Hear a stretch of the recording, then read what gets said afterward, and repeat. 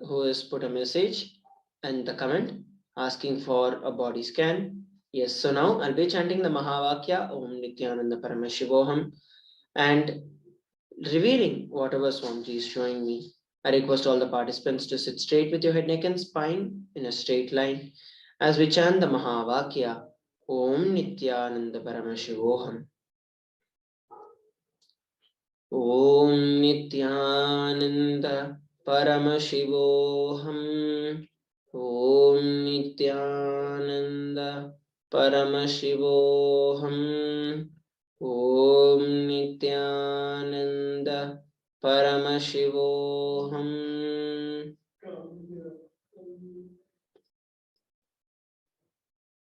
Yes. So what Swamiji revealed is that overall, because of the current status of the COVID in India, especially now in India, the COVID variants are multiplying in a very fast pace, and hence, for you to immediately start working on building your immunity, start doing the Nityananda Yoga every day, and start doing the detox processes to heal your body and to prepare yourself to become immune so that the COVID pandemic that is ongoing right now, especially the new variants that are coming, and you are prepared to defend against all of that. This is what Swamiji revealed to me, and you can reveal down in the chat itself as to how you are able to relate with this. And now it is time that we enter into the next segment of the BHAVASAMADHI Darshan today. And I request all the participants and viewers to please stay tuned as we enter into the next segment. Thank you, Nityananda.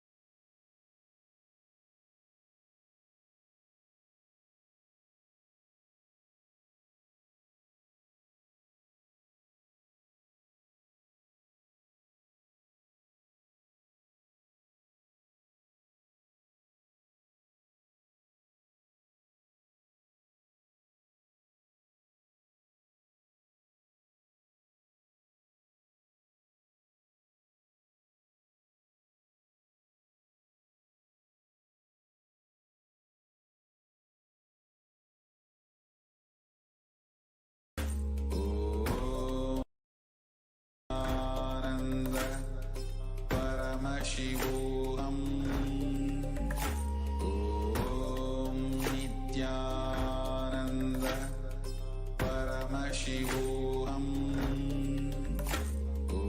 Nithyananda everyone, I welcome you all to this BHAVASAMADHI Darshan of Devi Parashakti. So in this segment, we are going to be learning about the divine feminine consciousness, the revelations from Devi Parashakti as a form of solutions, or the various precautions that we need to have, and then we are also going to see the current situations in the world. So to begin with, we'll start with the divine feminine consciousness. This is one of the unique contributions to the spiritual consciousness from the Vedic tradition, and that is sacred feminine worship. Swamiji said that even if everything from what Vedic tradition gave is lost, then just if the sacred feminine tradition is there, then the whole thing can be revived because that is the seed. And because this is the seed out of which all the traditions have taken birth, this is the blueprint of all the traditions. So if we keep just this one tradition, sacred feminine worship, all the traditions of Sanatana Hindu Dharma can be revived back. Sanatana Hindu Dharma, which has at least 10,000 sampradayas, subsects, which is alive in present time, if all the sampradayas are lost for some reason, and only this one sampradaya, the Devi worship remains, the whole thing can be brought back because the whole thing is centered on this one, mother worship. Mother worship carries the blueprint, the hologram of whole of the Vedic tradition. And this is the reason why if this one tradition is kept alive, all the sampradayas can be kept alive. Just the divine feminine worship, or worshipping the divine as the feminine, worshipping the ultimate in the feminine, is enough to keep all the traditions alive. So it is very important for all of us to keep this one tradition, the seed tradition, to alive, to keep the whole Sanatana Hindu Dharma alive. Supreme Pontiff of Hinduism says that sacred feminine worship is a hologram of the Vedic tradition, and there is no enlightened being on the planet Earth without worshipping the sacred feminine, including me. I am basically a Shakta. I myself followed Devi worship from the beginning. If you see my biography and all the deities I carved, the darshan I had, all mother-based, Devi-based. And that is sets the importance of this feminine, sacred feminine worship. The avatar, the embodiment of Paramashiva himself, Parashakti himself, Supreme Pontiff of Hinduism, has worshipped sacred feminine energy, the divine in the form of feminine, to achieve the ultimate, to become an incarnation. And he says that there is no enlightened being on the planet Earth who has become enlightened or who have achieved the ultimate without worshipping the sacred feminine, including Swamiji himself. Swamiji himself, the very first darshan is of Devi, the very first deity that he carved belongs to Devi, the very first yantra that he carved is Sri Chakra, which belonged to Devi Parashakti. So he himself in his personal life has been a Shakta. He worshipped Devi Parashakti to achieve Paramashiva, the state and space of Paramashivatva. The incarnation, Sri Ramakrishna Paramahamsa says that Shiva is Brahman, but Devi had the key to reach Brahman. Unless she opens, nobody can reach. So he says Paramashiva, who is the Brahman, the ultimate, that everyone has to reach there, but Devi only had the key. Only Devi had the key to reach the Brahman. So if anyone who want to achieve the ultimate, who want to achieve Paramashiva, the state of Paramashiva, he has to approach Devi to get the key. Unless she opens, none of us can reach Paramashiva, none of us can reach the Brahman. He further very beautifully describes a house scene, saying that even though husband is the owner, the key to house will be on the hip of mother. Either you have to fall at the feet of mother, or the small sons of the mother, only they can touch that place, the hip of the mother, and remove the key. Nobody else can touch. So either surrender to the mother, or people who are closer to the mother, they can only reach. So if you want to reach the Parabrahman, the Brahman, Paramashiva, you have to approach Devi Parashakti with the mother bhava, the matra bhava, or becoming the devotee to Mother Parashakti. Only this way you can get the key to Paramashiva. You can get the key from Parashakti. Now entering into the Dhyana Sloka of Devi Parashakti. The Dhyana Sloka describes the form of Devi Parashakti which one need to meditate while worshipping Devi Parashakti, or while one want to connect, have the feeling connection with Devi Parashakti. This is the form in which he has to visualize himself, in which he has to visualize Devi Parashakti. This sloka is from Lalita Sahasranama, which says the Divine Mother is to be meditated upon as a shining in vermilion red body, with the triple eyes, sporting a crown of ravis studded with the crescent moon, a face all smiles, a splendid bust, one hand holding a jewel cup brimming with the mead, and the other twirling a red lotus. So here very clearly the form of Devi Parashakti has been described. The form which is shining in the vermilion red body, her body shines like a red vermilion. She has 3 eyes, 2 eye and a third eye, sporting of a crown of ravis studded with the crescent moon. Her crown has been described here, which is studded with the rubies and with the crescent moon.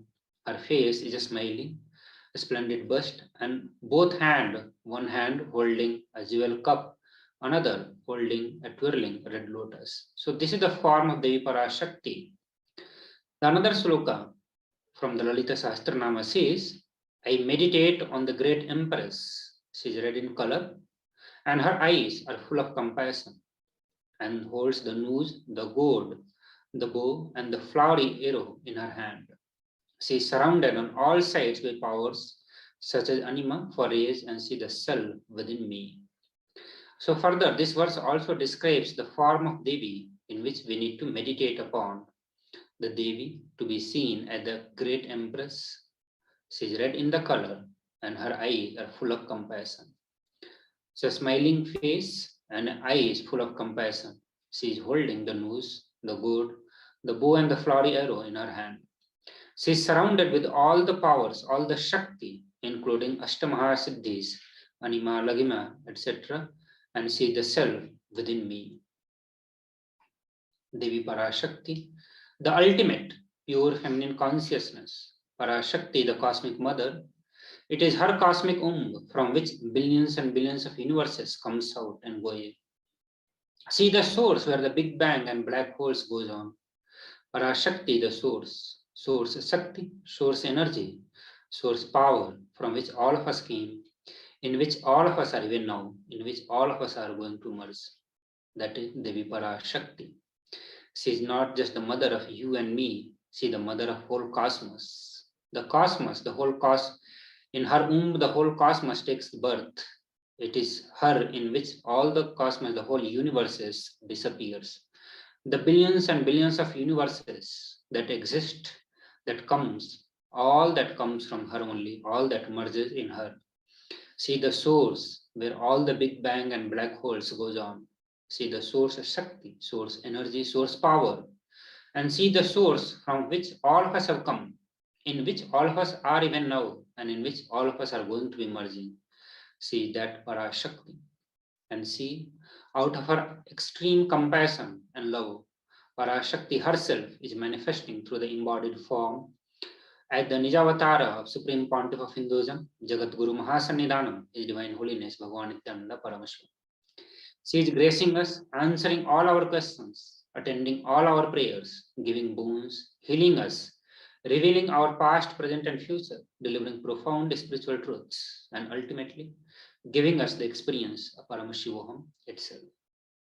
So Parashakti, who is the mother of the whole cosmos, the Parashakti in her cosmic the billions and billions of universes are taking birth and disappearing, in which all the Big Bang and the black holes are happening. The same Parashakti, out of her extreme love and compassion, is manifesting, making herself present in for all of us, to bless all of us, to answer all our questions, to heal all our wounds, to remove all the sufferings, to remove the suffering of whole of the humanity, or all the being existing on the planet Earth.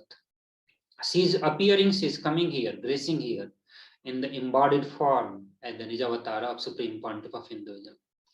And at the same time, revealing our past, present, future, delivering the profound spiritual truths. She is also blessing us with the ultimate experience of Paramashivoham itself. So let us watch the introduction of Devi Parashakti by Parashakti herself.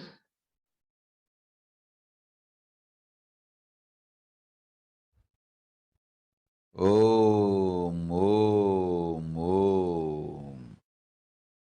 Om, Om, Om.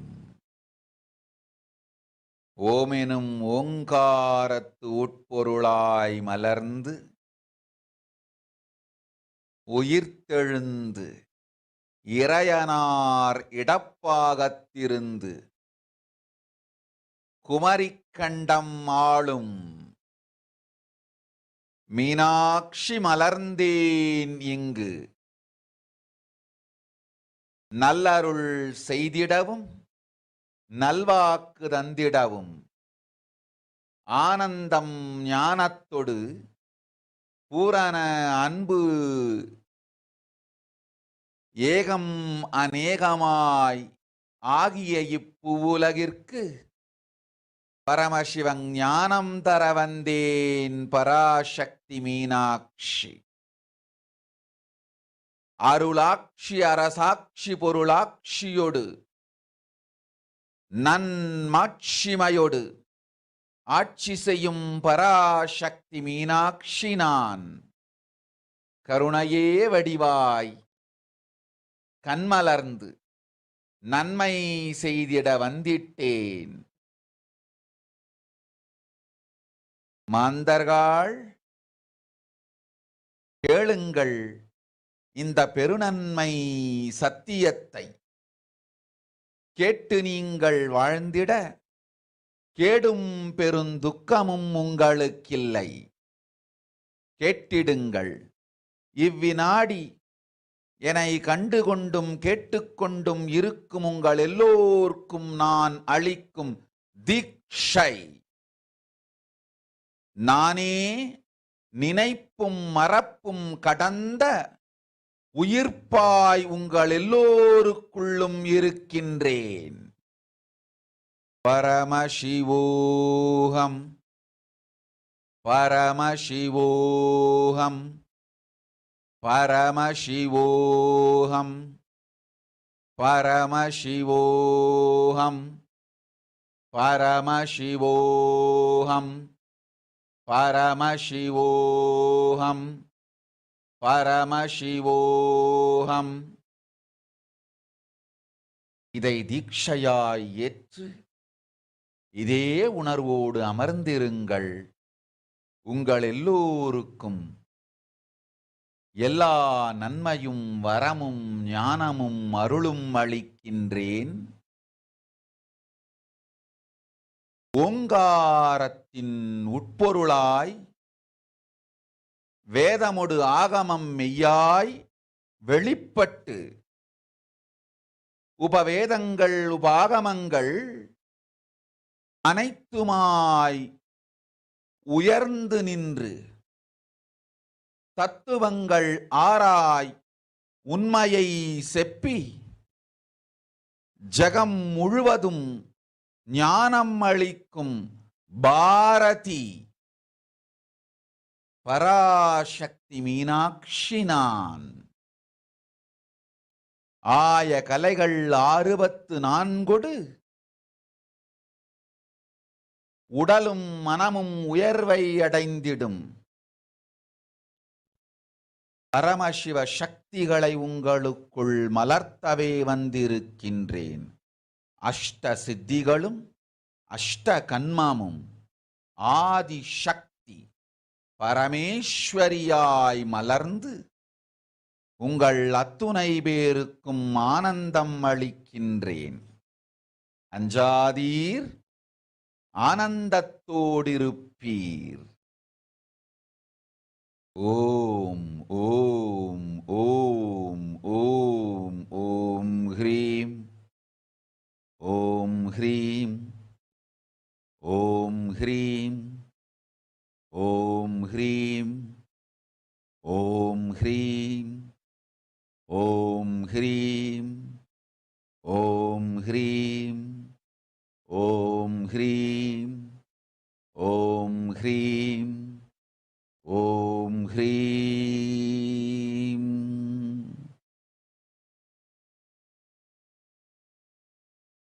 Om. Om. Om.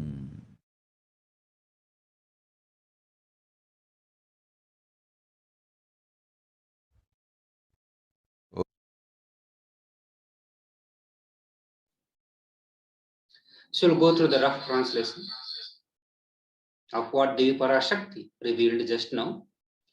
Devi Parashakti says that raising as Omkara, expressing as Vedas and Agama, blossomed as Hrimkara, filled as Parashodasi, living in 40 triangles, the Kailasa Swamini, who is in the Kailasa Sripura Chintamani, Parashodasi, sitting as the part of Paramashiva, Parameshwari, who rules the world, Paramashakti Manonmani Meenakshi, as Nithyananda, I took Nijavatara here to give good boon to everyone, to bestow all the goodness.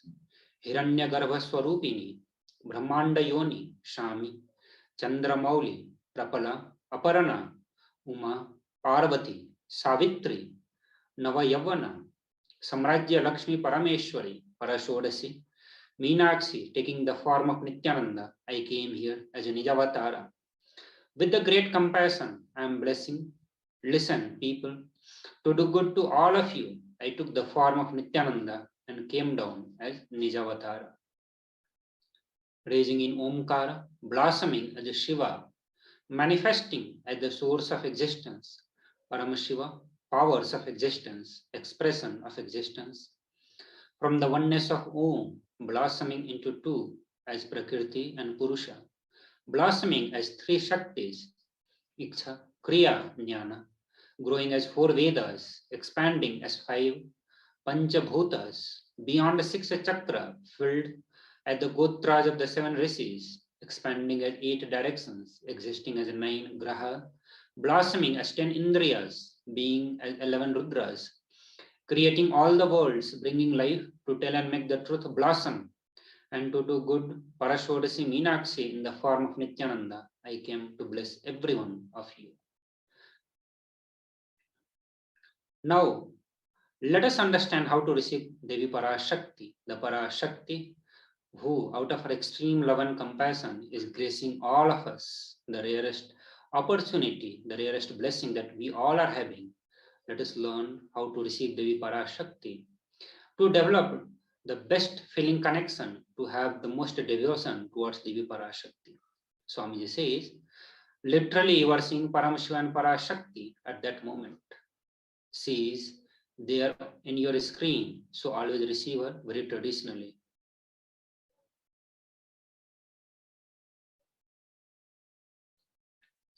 Keep the 2 betel leaf, 1 banana, 1 betel nut, and 1 coin in front of the screen.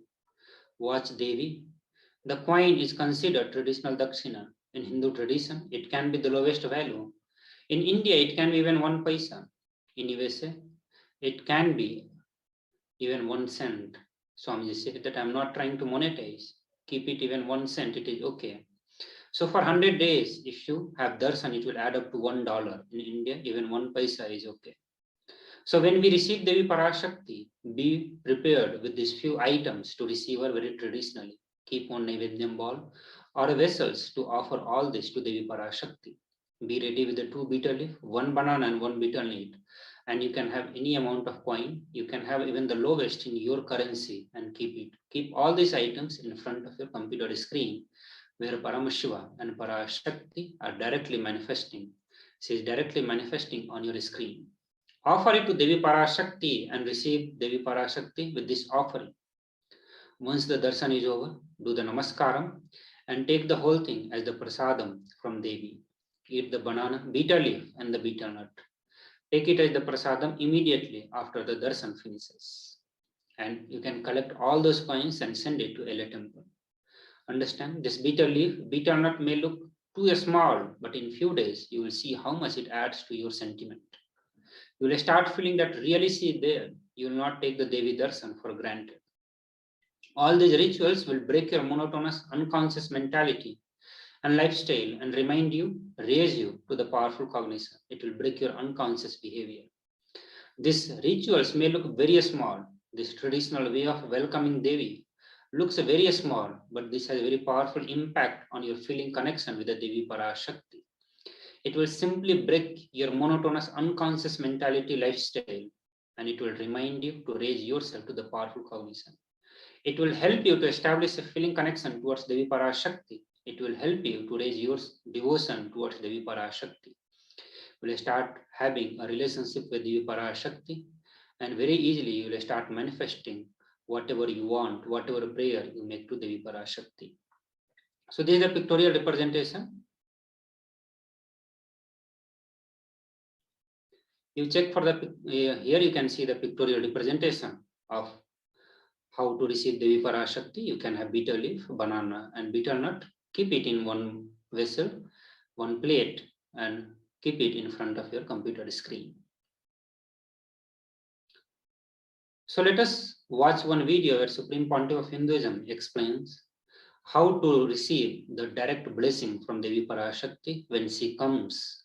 When you put your prayer, when you put your request for healing or boon or blessings, how you can receive the grace from Devi Parashakti, how you are supposed to prepare before you put your prayer in front of Devi Parashakti. So we'll watch this short video now.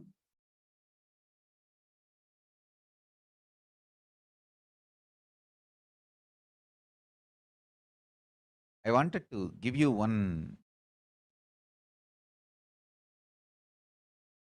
sacred secret to all of you. Do this Panchabhuta Yoga. See, whenever you want to ask any question to Devi and receive the answer, on that day, do this Panchabhuta Yoga. Means, apply only mud on the body and take bath. Don't apply any chemical on the body to take bath. Just that Puttuman means that anthill mud. Only that apply on the body and take bath. Don't apply anything else. That is mud, earth part, earth component. Second, water. Drink only water that day. Don't eat, drink, don't do anything other than drinking water. When you come for the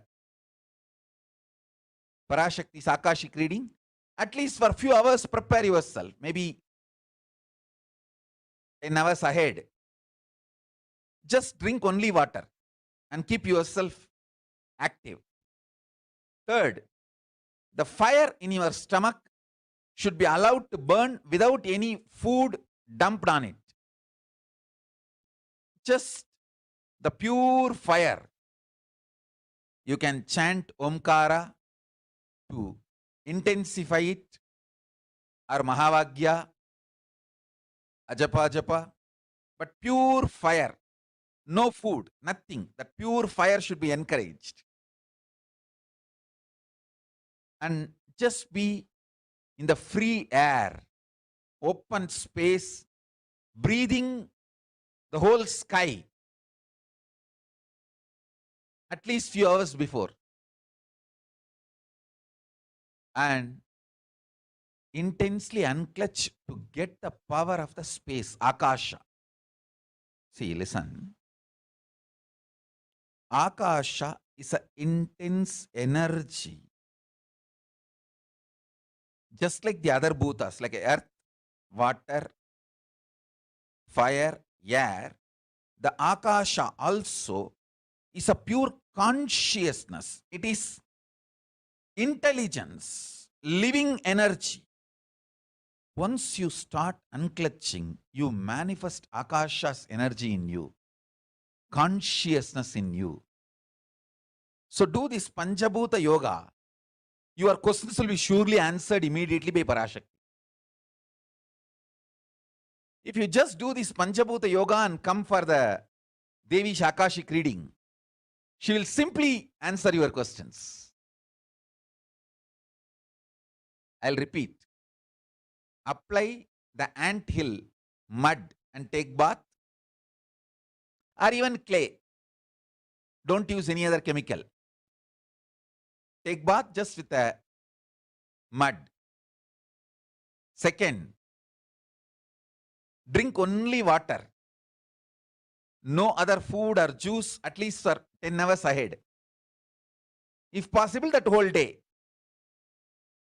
Third, intensify the Agni in your stomach without dumping any food on it. Just through the Omkara, Ajapa Japa, ignite it, intensify it. Fourth, walk around and breathe in an open space at least for a few hours before. Fifth, try to unclench as intensely as possible to receive the Akasha energy, Chitambara, that energy of cosmic space. With this Panchabhuta Yoga, come to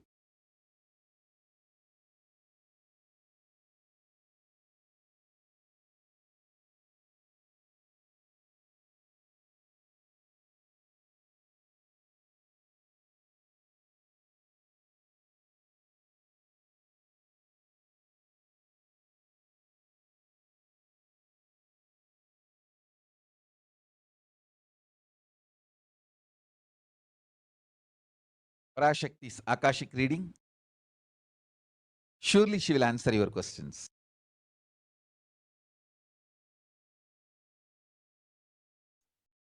Yes. So just now all of you learned how to prepare ourselves to receive the boon or blessing from Devi Parashakti, or how to get our prayer answered from Devi Parashakti. So with this, we'll move to the next segment. But before we move to the next segment, where we are going to be listening to one of the revelation by Devi Parashakti, we will have a short break, and then again we will listen to that revelation from Devi Parashakti.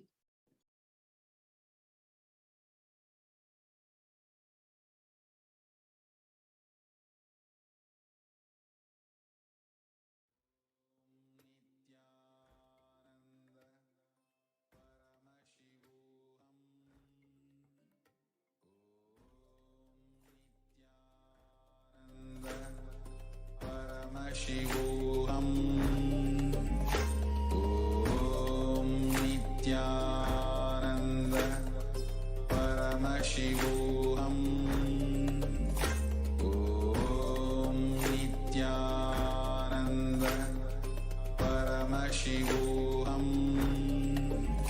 Om Nithyananda Paramashivoham. Nithyananda Paramashivoham.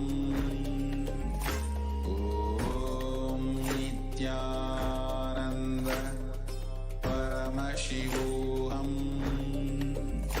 Om Nithyananda Paramashivoham. Om Nithyananda Paramashivoham. Om Nithyananda Paramashivoham.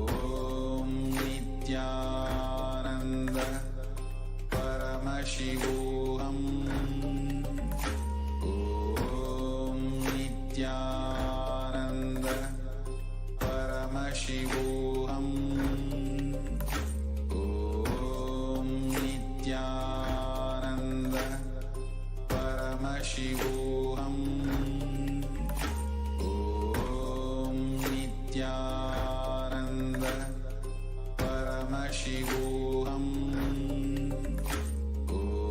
Om Nithyananda Paramashivoham. Om Nithyananda Paramashivoham. Om Nithyananda Paramashivoham. Om Nithyananda Paramashivoham. Om Nithyananda Paramashivoham.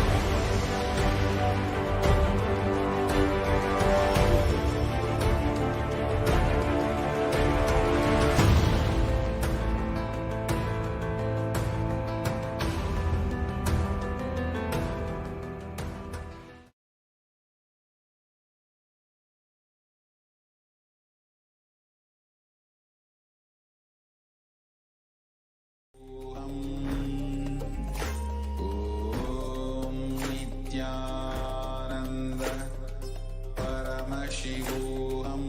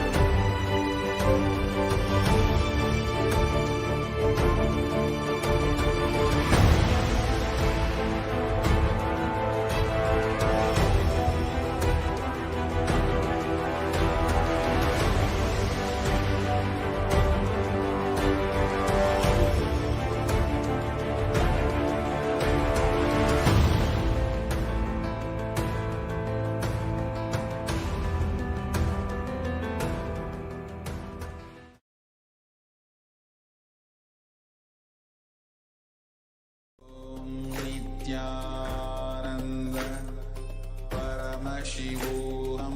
Yes, hello everyone. Welcome back to the Parashakti Akashic reading. As we are seeing more about the divine feminine consciousness and how to receive the Devi Parashakti. Now, we're moving on to the next segment where we're going to see about the revelations by Devi Parashakti to the entire world. What and all she has revealed to save this Mother Earth. Now, let us watch the revelation from the Devi Parashakti.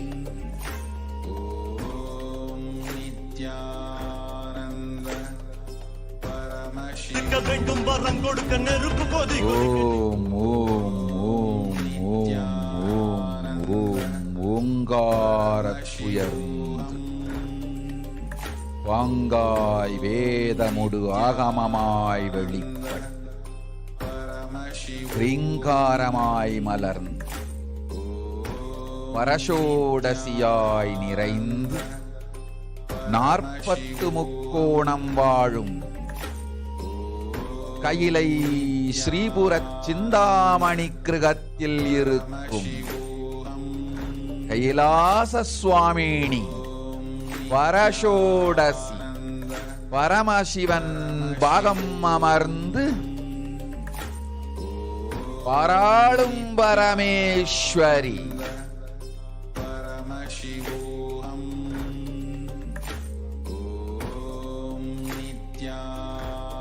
பரமசக்தி Manonmani Meenakshi நித்யானந்தனாய்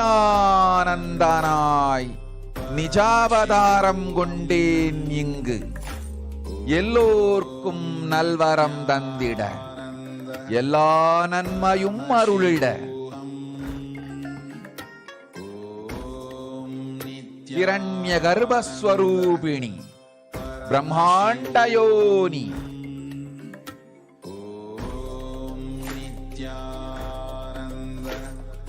Paramashivoham. Nithyananda Paramashivoham.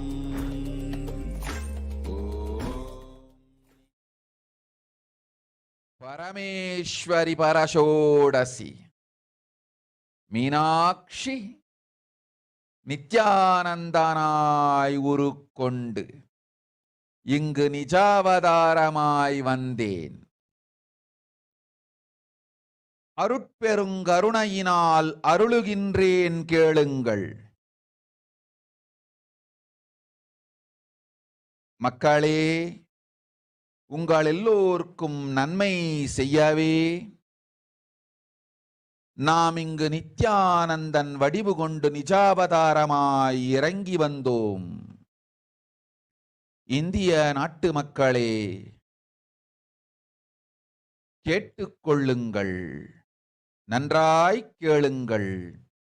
காலம் காலமாய் அவதார புருஷர்கள் வந்து மலர்ந்து உலகிற்கு நன்மை செய்யும் மிக பெரும் ஞான பூமி பாரதம். இருக்கின்ற ஒரு பாரதத்தை இழக்க இயலாது மக்களே. ஞான கர்ப்பத்தை மலடாக்க இயலாது. வாழையடி வாழையன ஞானிகளும் அவதார புருஷர்களும் வந்தே தீர வேண்டும், வாழ்ந்தே தீர வேண்டும், மலர்ந்தே தீர வேண்டும். உலகிற்கு அதுவே உத்தம நன்மை. ஒரு சில கயவர்கள் மாயையில் சிக்கி செய்திட்ட சதிகளால் உலகை பலி கொடுக்க ஆகாது. சிருஷ்டி நஷ்டமடைய கூடாது. பிரபஞ்சம் அழிந்துவிடக் கூடாது. பிரளயத்து இருந்து இந்த பிரபஞ்சத்தை காக்கவே பெரும் கப்பல் நானொன்று செய்தேன். அதன் பெயரே ஆதி கைலாசம். ஆதி கைலாசம் இந்த பிரபஞ்சத்தில் இருக்கும் ஞான சக்திகளை ஒன்றாய் திரட்டி பிரளயத்திலிருந்து மக்களை காத்திடவே நாம் செய்த கப்பல். துரோகிகள் சூழ்ச்சியாலும் விரோதிகள் ஆட்சியாலும் வழியின்றி கப்பலை விட்டு மாலுமியே ஒதுங்க வேண்டிய காலம் வந்ததையா. அதனால்தான் ககனம் கொந்தளித்து பேரழிவை நோக்கி சென்று கொண்டிருக்கின்றது. மக்களே, அறியாத தனத்தினால் மாயையில் சிக்கி குழந்தைகள் தவறு செய்தாலும் பிரபஞ்சம் அழியாது காக்க வேண்டியது பராசக்தி. பரமசக்தி பரஷோடசி மனோன்மணியன் பொறுப்பென்பதால் சத்தியங்கள் சிலவற்றை சொல்லுகின்றேன், நன்றாய் கேட்டுக் கொள்ளுங்கள். அடுத்த சில மாதங்களில் 1000 அல்ல, லட்சம் அல்ல, கோடியில் உயிர்கள் பலியாகும். இந்திய நாட்டினில் கோடியில் உயிர்கள் பலியாகும். உண்மையை சொல்லுகின்றேன், நன்மையை சொல்லுகின்றேன். தேடிக்கொள்ளுங்கள் உங்கள் வாழ்க்கைக்கு பாதுகாப்பை. ஆதி கைலாசத்தை நிர்வகிக்கும் அன்பர்களே, நன்றாய் கேளுங்கள். 12 ஆண்டுகளுக்கு முன்பாக வரப்போகும் இந்த மாபெரும் பிரளயத்தை தெரிந்து கொண்டு உலகில் இருக்கும் எல்லா ஔஷத சக்திகளையும் ஒன்றாய் திரட்டி நவபாஷாணத்து நிறுத்தி ஆனந்த லிங்கமாய் வைத்திய சரோவரத்தில் ஸ்தாபித்து வைத்தேன். வருகின்ற குரு பூர்ணிமையோடு 12 ஆண்டுகள் அந்த ஞான ரசவாதம் பழுத்து முதிர்ந்து முழுமையான நவபாஷாண லிங்கமாய் மலர்ந்து விடுகின்றது. வருகின்ற குரு பௌர்ணமியில் இருந்து வருகின்ற எல்லோரும் அங்கு வந்து நவபாஷாண தீர்த்தத்தில் தீர்த்தமாடிச் செல்ல அனுமதியுங்கள். அதற்கு வகை செய்யும் விதத்திலே நல்ல முறையிலே எல்லா நன்மையும் செய்து வையுங்கள். இந்த தீர்த்தத்தில் தீர்த்தமாடியோர்க்கும் அந்த தீர்த்தத்தை அருந்தியோர்க்கும் கொரோனா கொடுந்தொற்று வராது, மரணம் இல்லை, துக்கம் இல்லை. இது அறிவியல் பூர்வமாய் அனுபவபூர்வமாய் நிரூபிக்கப்படும். அதனால் கோடிக்கணக்கில் மக்கள் வரிசையில் நின்று தினந்தோறும் வந்து நவபாஷாணத்தாலான ஆனந்த லிங்கத்தில் நித்யானந்த லிங்கத்தில் நீராடி வணங்கி நன்மை பெற்றுச் செல்வார்கள். நன்றாய் கேளுங்கள் மக்களே. ஆதி கைலாசத்து நிர்வாகிகளே, இந்த ஒரு சேவையை உலகத்திற்கு செய்யுங்கள். நீங்கள் செய்த எல்லா கர்மங்களுக்கும் பிராயஷ்சித்தமாகும். நல் அமைதியும் ஞானமும் யோகமும் உங்களுக்கும் கிட்டும், உலகத்திற்கும் கிட்டும். 12 ஆண்டுகள் முன்பாக பராசக்தி நான் செய்து வைத்த நவபாஷாணம் சித்தித்து புளித்து பழுத்து முதிர்ந்து ரசவாத யோகத்தில் சித்தியாகி இன்று நிறைந்த நவபாஷாண நித்யானந்த லிங்கமாய் வைத்திய சரோவரத்தில் மலர்ந்திருக்கின்றது. இதை செய்த காரணம் வரப்போகும் பிரபஞ்சத்தின் பிரளயத்திலிருந்து மக்களை காத்திடவே. எல்லோரும் கேளுங்கள். ஆதி கைலாசத்து நேரடியாய் மறைமுகமாய் உதவி செய்து உடன் இருந்த எல்லோரும் கேளுங்கள். உங்கள் எல்லோரையும் நம்பியே இந்த படகை நாம் உருவாக்கினோம். இந்த பெரும் சேவையில் எல்லோரும் வந்து பாகமாயிருந்து கொரோனா வராதவர், வந்தவர், வந்து நீங்கியோர் இவர்கள் எல்லோருக்கும் மாபெரும் மருந்து நவபாஷாண நித்யானந்த லிங்கத்து தீர்த்த விருந்து. எல்லோரும் வந்து நல் நீராடி தற்காப்பும் பெற்று நோய் கண்டவர் நோயும் தீர்ந்து நன்மையெல்லாம் அடைந்திட இந்திய நாட்டு மக்களே, உங்களால் இயன்றதை செய்திடுங்கள். உங்கள் எல்லோர்க்கும் நல் பாதுகாப்பும் உண்டு, நல்லதும் உண்டு. என்னை இழந்தாலும் என்னை நீங்கள் மறுத்தாலும் உங்களை நான் காப்பேன். அஞ்சாதீர்கள். பெருங்கருணை பேரருளால் நான் செய்து வைத்த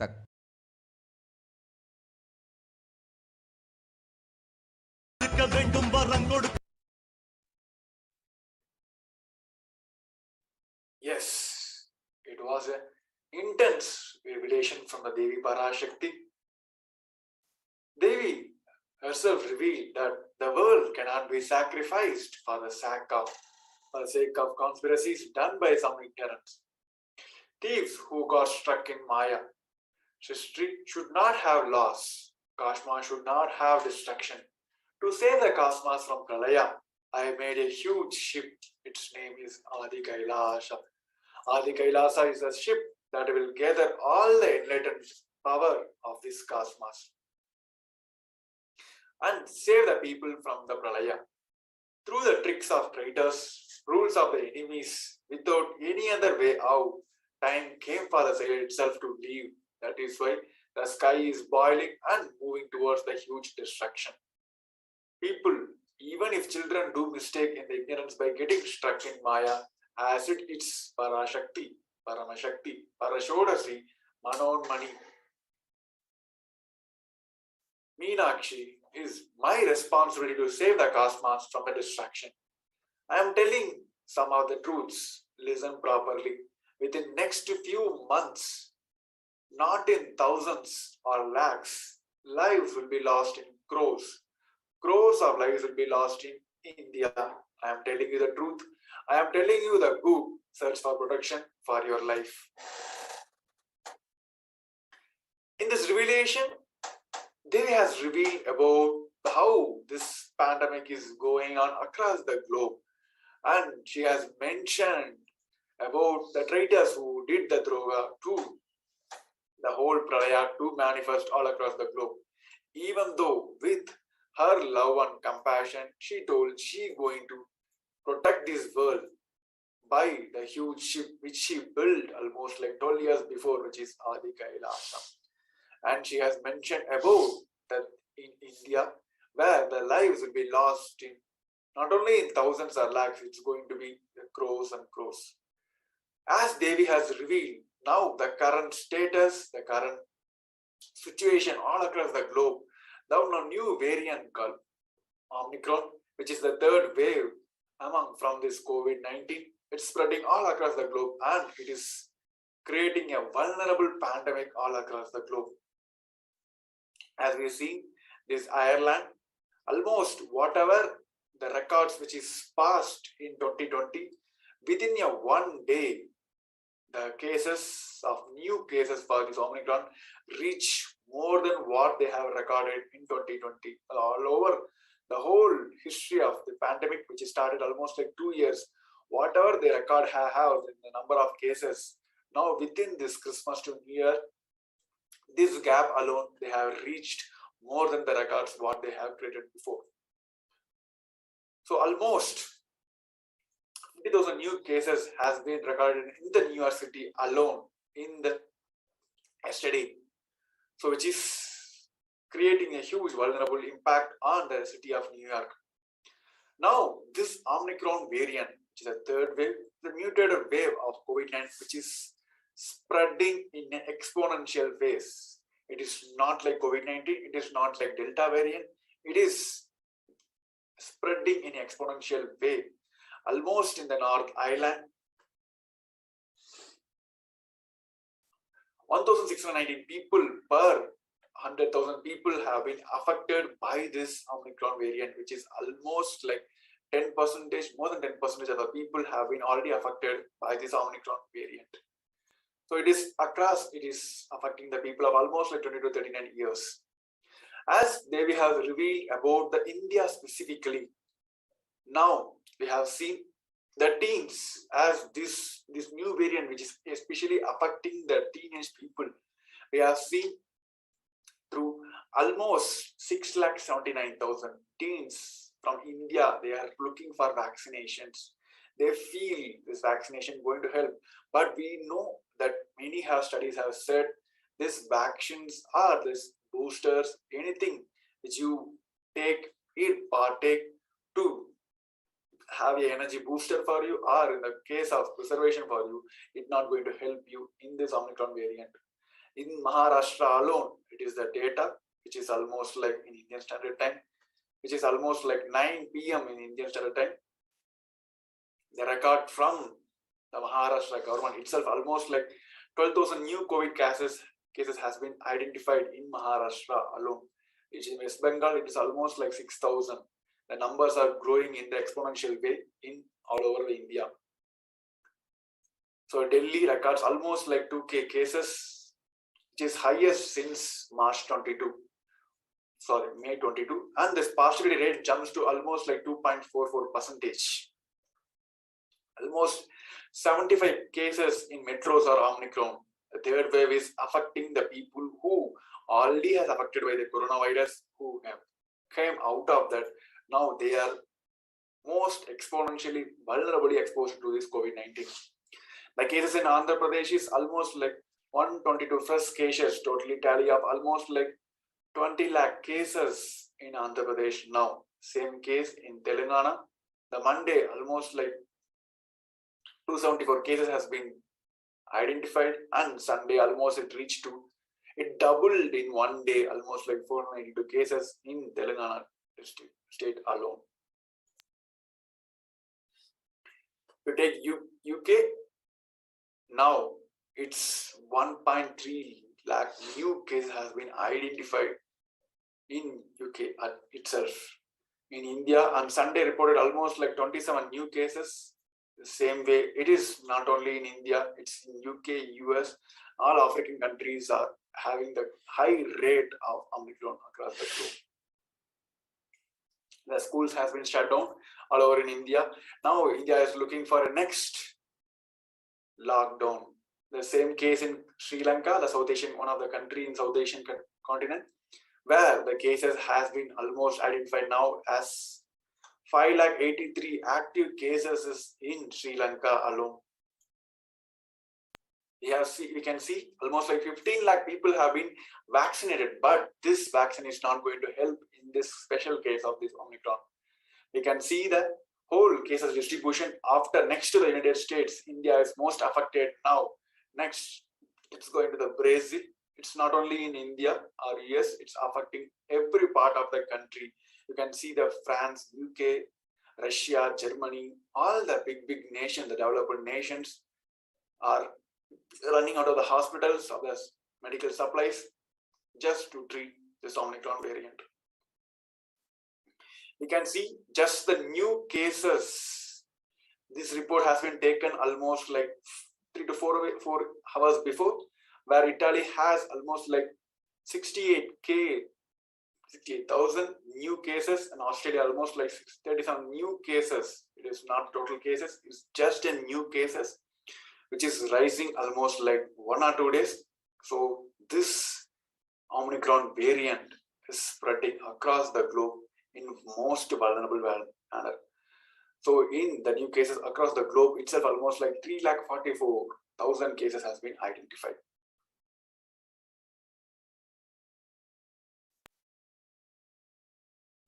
So with this, we come to the end of this segment. We'll be moving on to the next segment, where we're going to see about the divine Leela of Paramashivoham and Parashakti, and we're going to have more segments about in this Devi Parashakti Akasha reading. Thank you.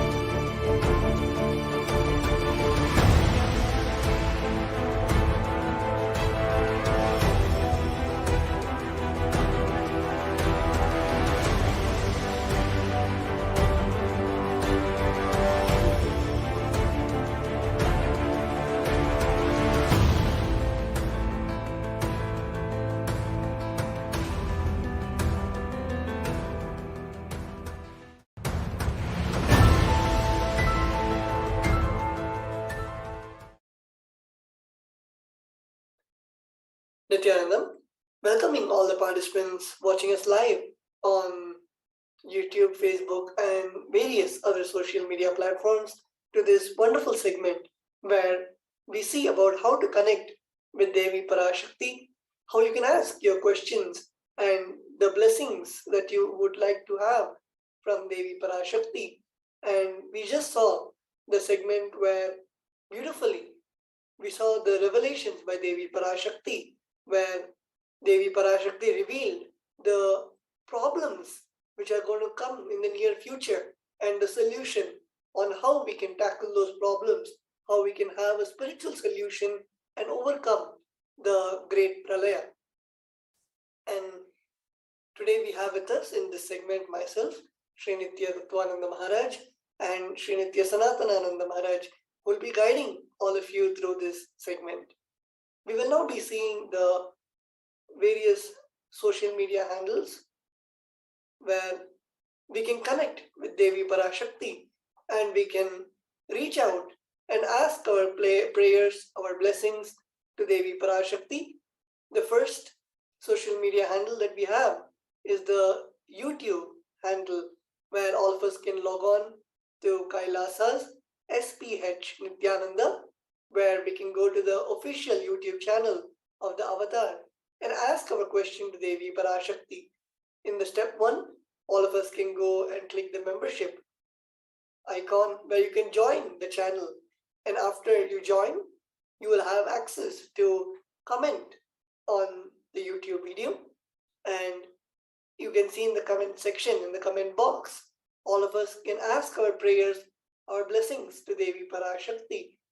You can ask anything that you would like to wish, you would wish to tell to Devi Parashakti, whether it might be a blessing request or just a message of gratitude, anything that you feel that you want to share to Devi, you can type in the comment section and Devi Parashakti is seeing each and every one of our comments where she is attending to everyone's requests, blessings, and gracing all of us through YouTube.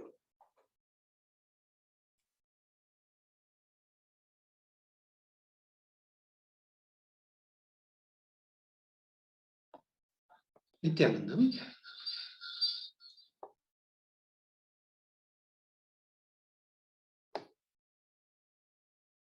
Nithyanandam. So now we go to the next media channel, Facebook, the official page for Kailasa's SPH, Supreme Pontiff of Hinduism, Jagadguru Mahasannidhanam, Nithyananda Paramashivam, is Kailasa's SPH JGM, Nithyananda Paramashivam. That's the official Facebook page.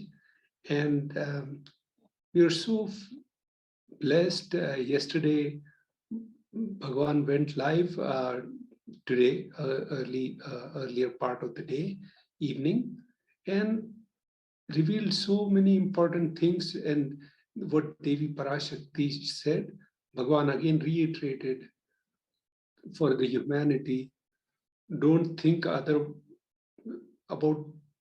the present situation, about the pandemic. And she told, now we have to look at conscious solutions. And so beautifully, Bhagavan gave the solution to the humanity, statesmen all across the globe, and leaders and all that. So you can connect with Bhagavan once you click on the following and message. You'll be getting all the special events which are happening, where what Bhagavan is delivering. And so please make sure that you do the following and click on the message. Whatever comments, questions you have about Devi Parashakti's readings, and ask your questions. So this is the main page, official page of Supreme Pontiff of Hinduism. Supreme Pontiff of Hinduism, Jagadguru Mahasannidhanam, Nithyananda Paramashivam. So this is one way you can connect on Facebook. And the next way to tweet by Twitter at Sri Nithyananda in Twitter. So that's the next official page. And here you have to search for at Sri Nithyananda, and you can see the past tweets. You can also click on, first you have to click on like, and here you have to make sure that you put the hashtag when you ask your questions in the reply section of the tweet. When Devi Parashakti goes live, you have to put the comment here, and then in that question section you have to put hashtag ask the avatar. So your questions and comments will reach to Devi Parashakti and she can address those. And again, so important as Tattva Maharaj explained, the context of you sending that message across. Please remember that context. And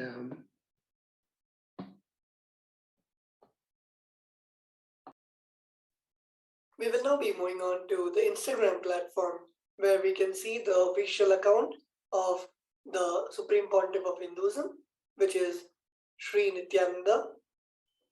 And all of us can go and step 1, follow Sri Nithyananda on Instagram. Make sure that you're following the correct handle, the official handle. And step 2, where we have the pictures and the live feed of the Parashakti Akashic reading on Instagram. You can ask your question in the comments. Whatever desire that you have, whatever that you wish for, you can ask in the comment section, and Devi Parashakti is there to grace all of us in the Instagram platform.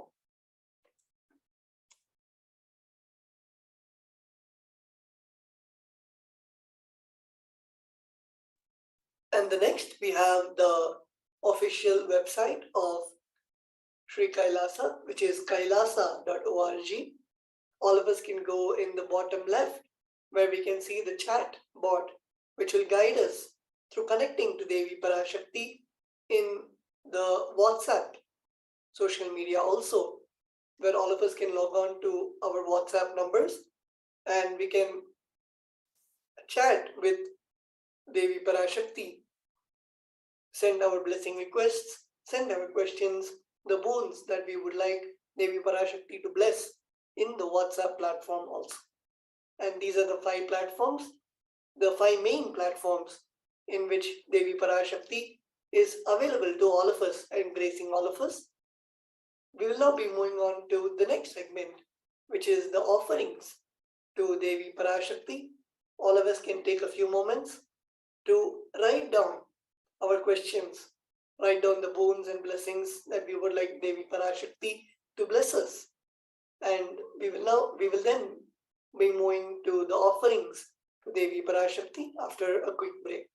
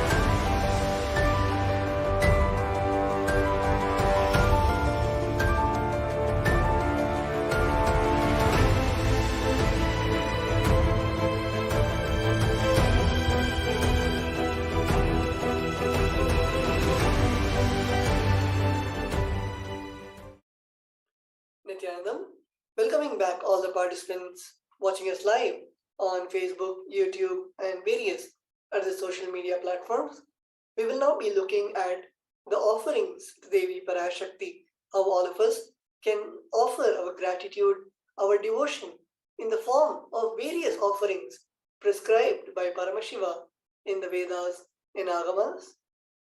First, let us now look at the context on why we should offer to the divine, why we should give to the divine. We have the Shastra Pramana from the Bhagavata Purana, the verse 37. Dharmaya yashasirthaya kamaya swajanaya cha panchada vibhajan vittam iha mutra cha modate. Nithyanandam.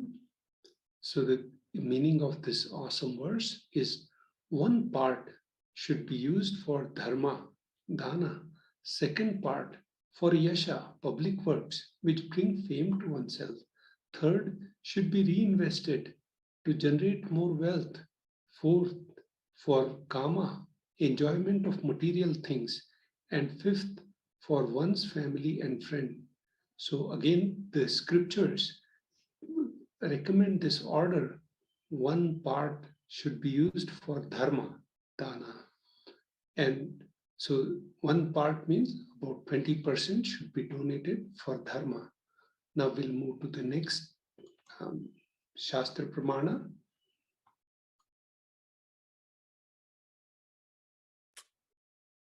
The next Shastra Pramana we have is from the Dharma Shastra.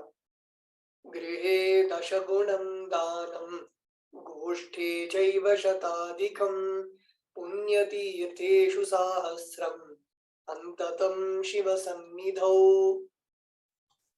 The meaning of this Shastra Pramana is dana given at home yields 10 times as much merit as when made elsewhere, 100 times when made in the Gaushala, cow pen, 1,000 times when made in sacred places, tirthas, an infinite number of times when made in premises of Shivalinga, such as Shiva temples.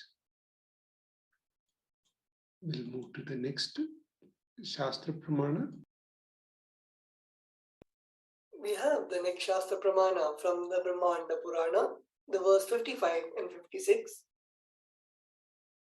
Danam trividhamityetat kanishta jyeshta madhyamam tatra nai shreyasam jyeshtam kanishtam swartha siddhaye karunyat sarva bhuteshu samvibhagastu madhyamaha.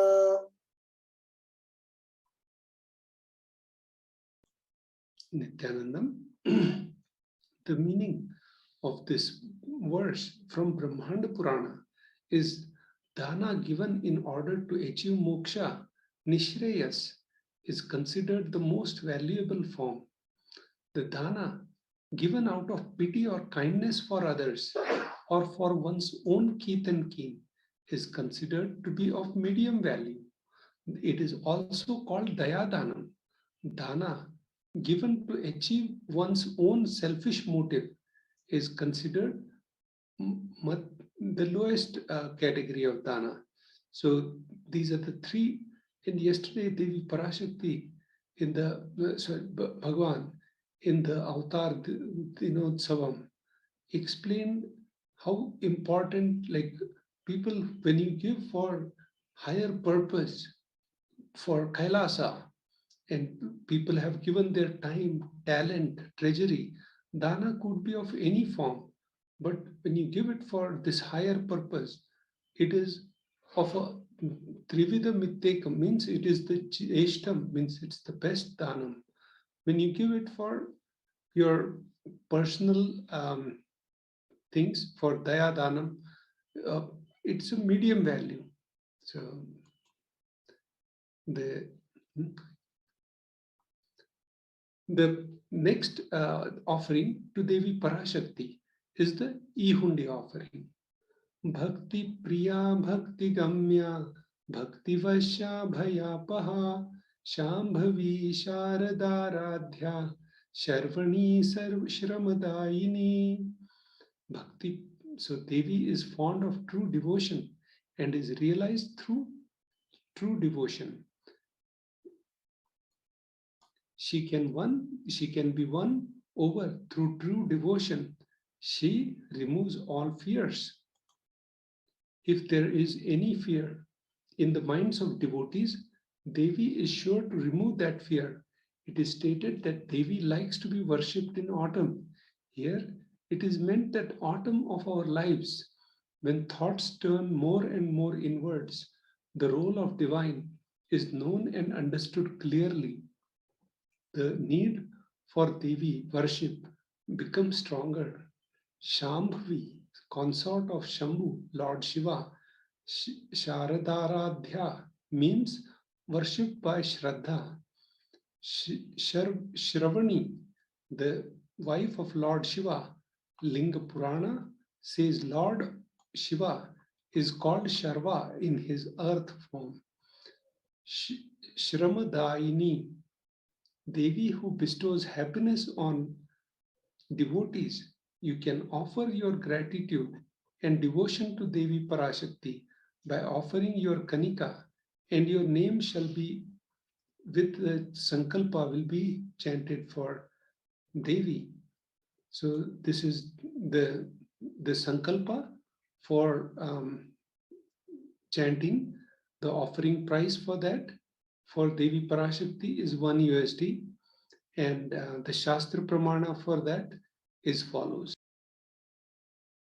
The Shastra Pramana for the Sankalpa chanting is from the Devi Mahatmyam, chapter 12, verse 34. Taye tanmohyate vishvam, saiva vishvam prasuyate, saya chitta cha vijnanam, tushtaruddhim prayachati. The meaning of this verse from Devi Mahatmyam is as follows.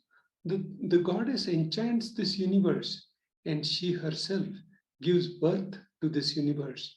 That goddess, being prayed without interest in anything, gives that knowledge that leads to salvation and gives wealth in materialistic sense.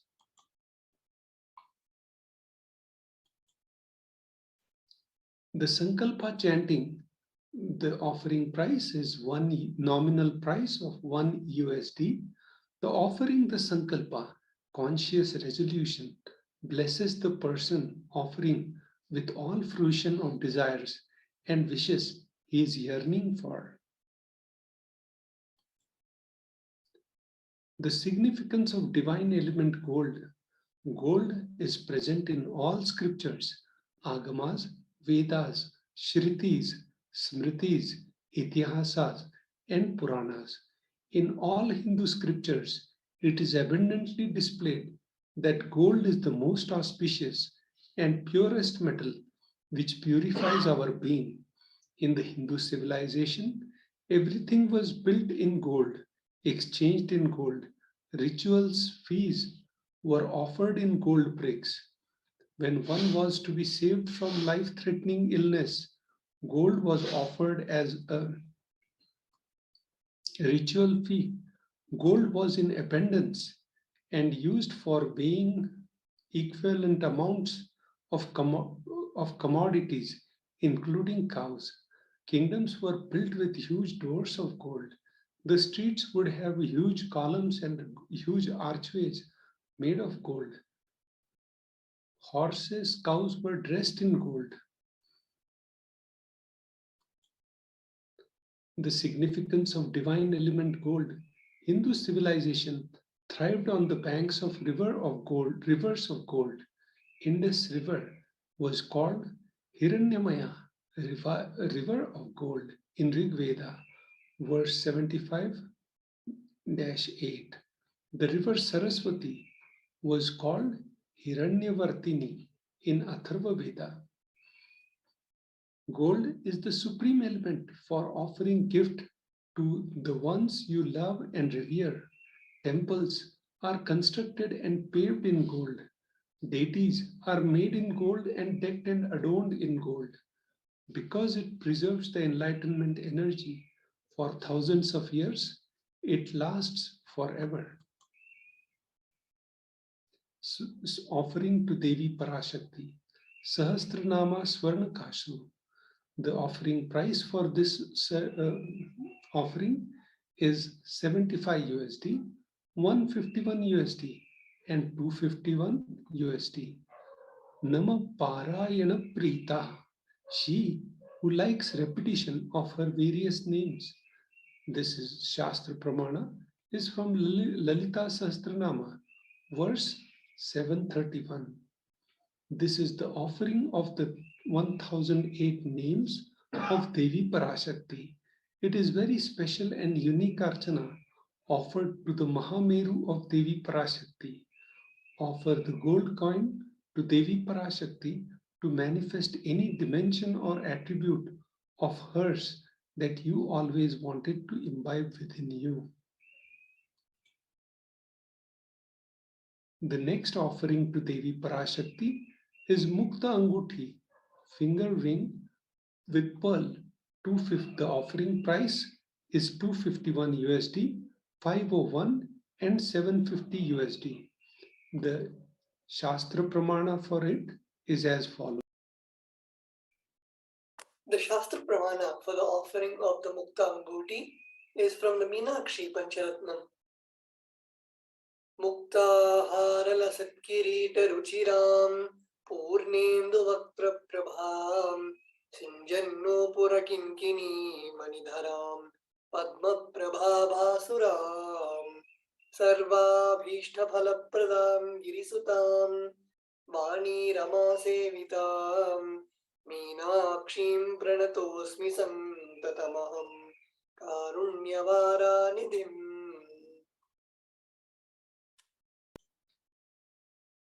I bow down to the goddess Meenakshi, whose crown has garlands of pearls and the face shining like a full moon,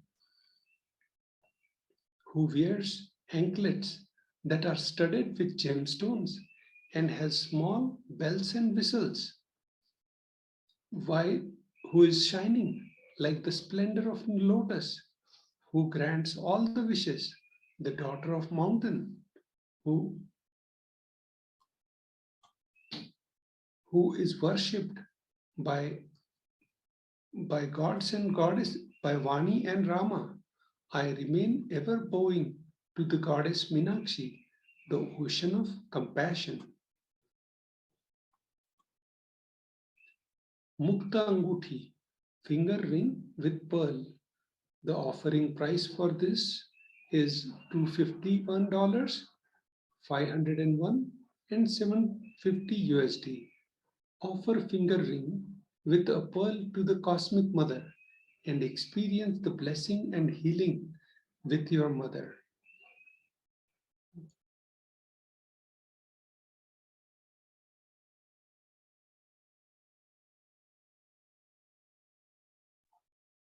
The next we have the offering of the Swarna Padma Pushpa, the golden lotus. The offering amount, the donation amount for this offering is 600 USD, and the Shastra Pramana for this offering is from the Kamika Agama. Ashtavidyeshwarupeta Kumbhavarna Samyutam Sarve Sasutra Vastradya Hema Pankajabhushita Sapidhana Chakushcha Pakwa Bilva Palaprava Snapanadhyaya Samsiddha Pramanena Samanvita. The meaning of this verse is all the kalashas should be wound around with suitable thread and covered with new cloth. They should be adorned with lotus flower made of gold.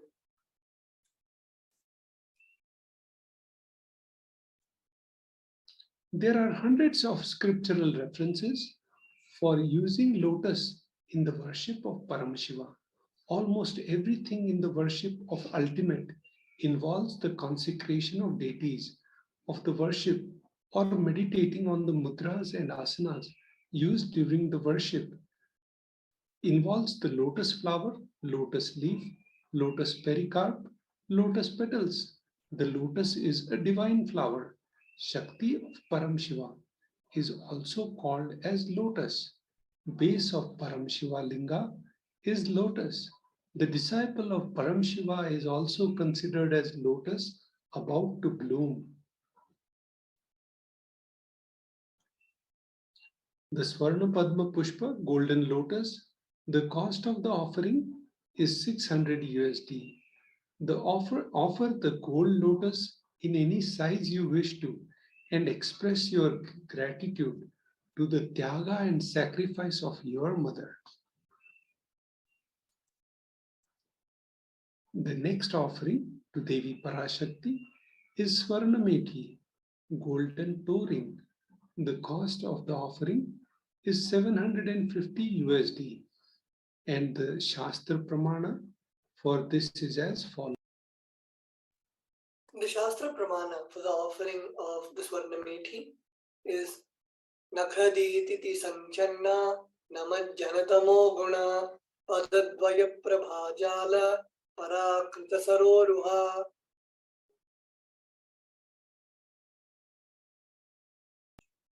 You, whose brightness from toenails destroys the darkness and ignorance from the minds of your devotees who prostrate at your feet, you, whose brightness from your 2 feet overpowers that of the lotus flower.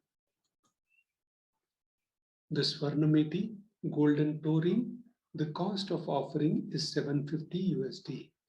Offer the toe ring to Devi, adorning her sacred feet, to be in the constant gratitude for receiving her blessings in even the most difficult aspects of our life.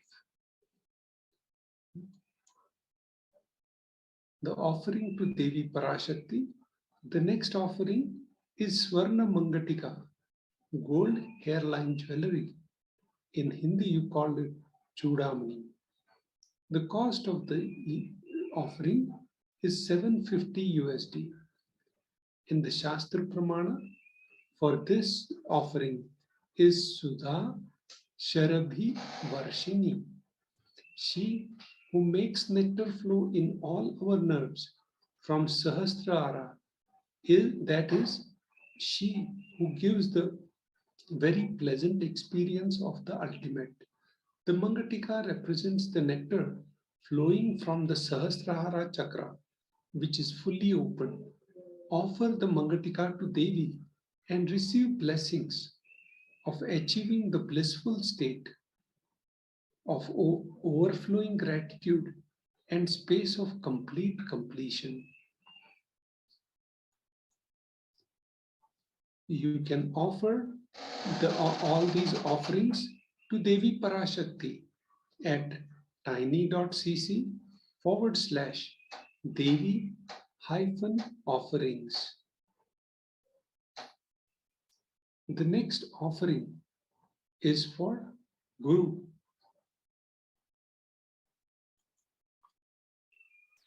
We have now seen all the offerings to Devi Parashakti, and we'll be moving on to the offerings to the Guru.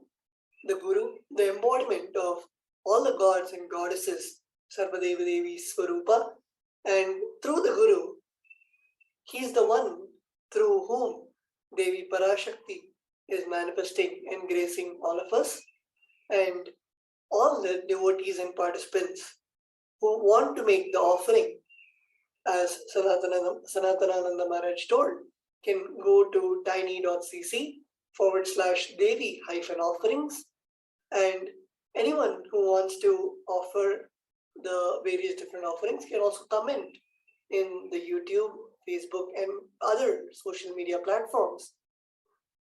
We will now be moving on to the offerings to the Guru and looking at the Shastra Pramana for the context on why we need to offer the various offerings to the Guru.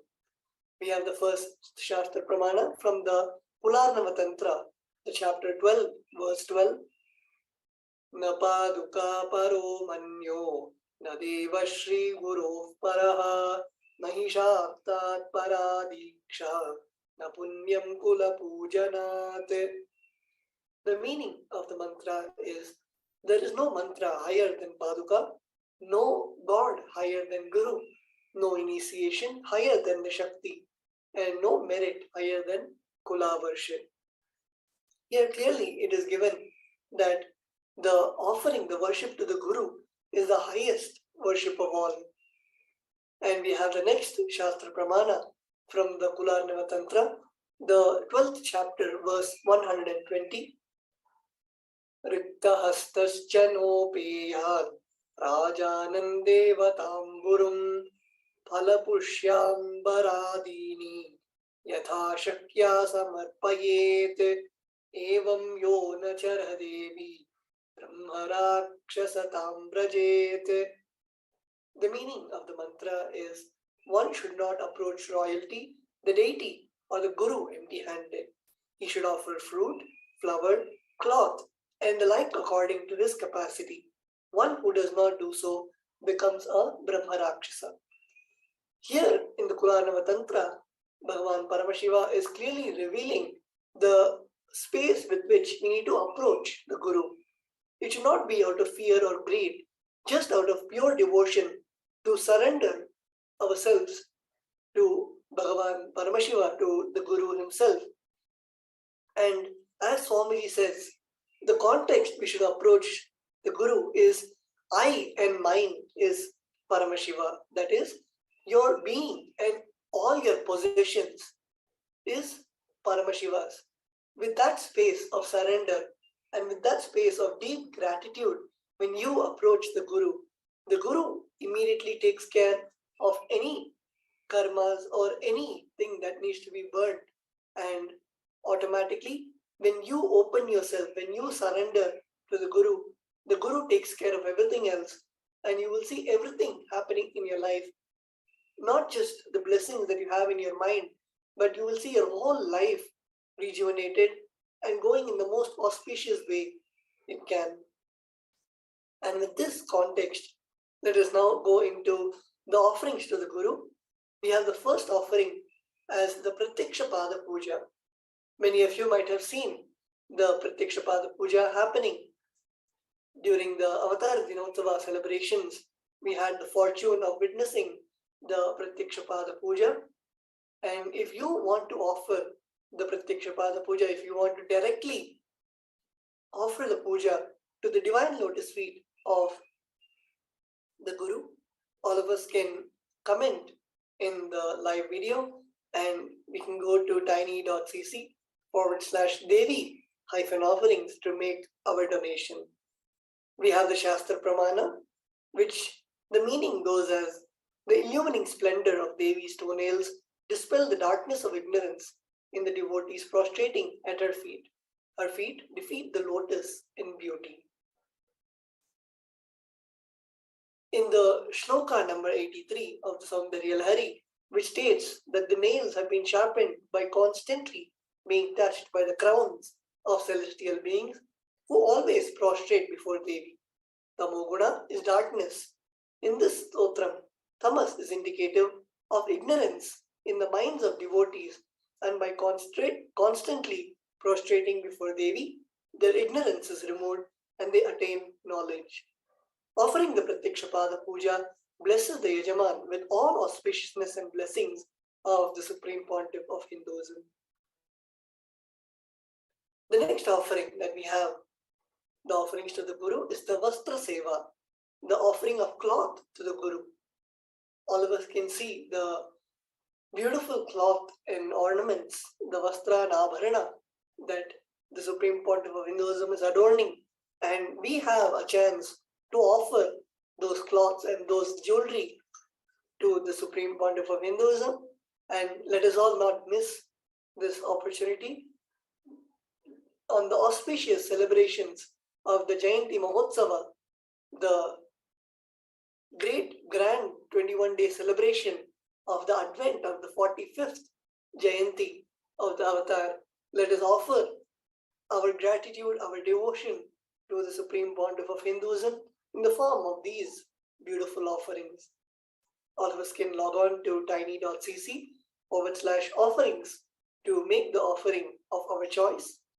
And with that, we come to the end of this beautiful segment where all of us can now see on our screen the 3 steps where you can offer your gratitude to Devi Parashakti.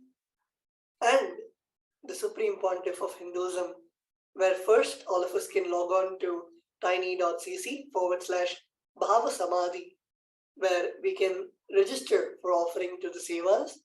And after that, to make the donation itself, all of us can log on to tiny.cc/Devi-offerings to make the donation online.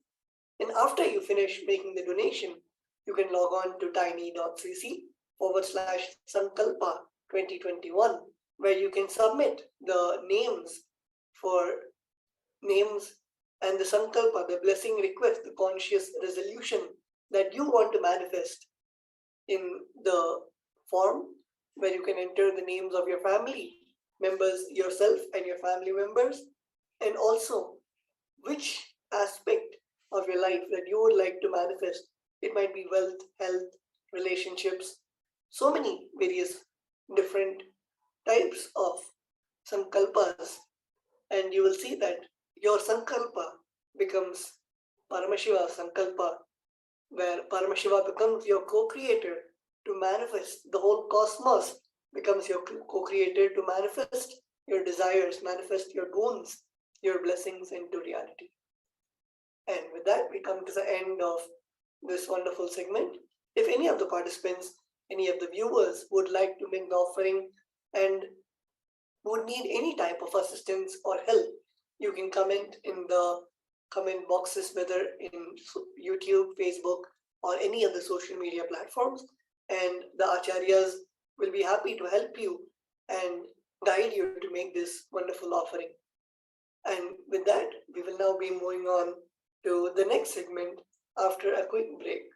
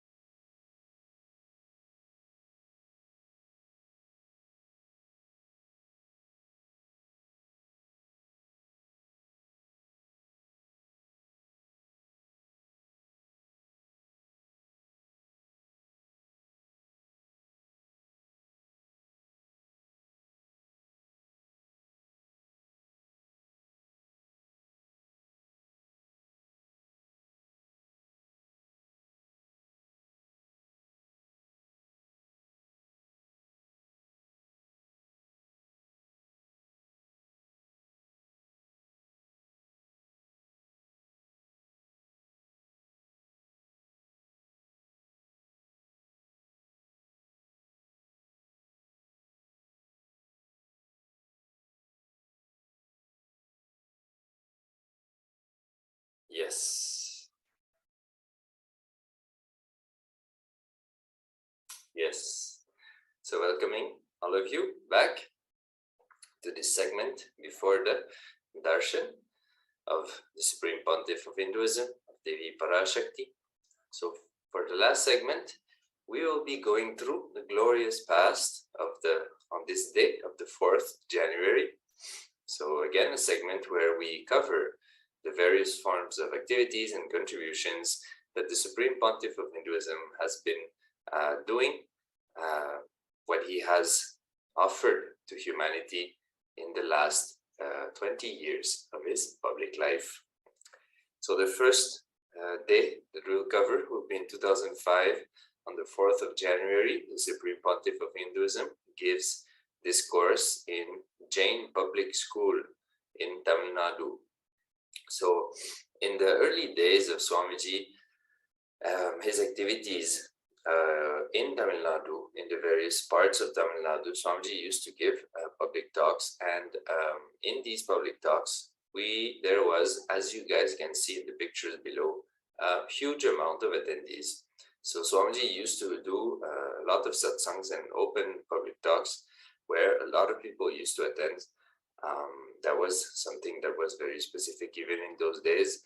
If you knew, or if you do see some pictures, or if you check on Nithyananda, you will see Swamiji used to conduct also Maha Satsangs. So Satsangs, again, with a huge amount of attendees. So we can see here in a Jain public school, Swamiji used to travel everywhere and reach out to any part of the population.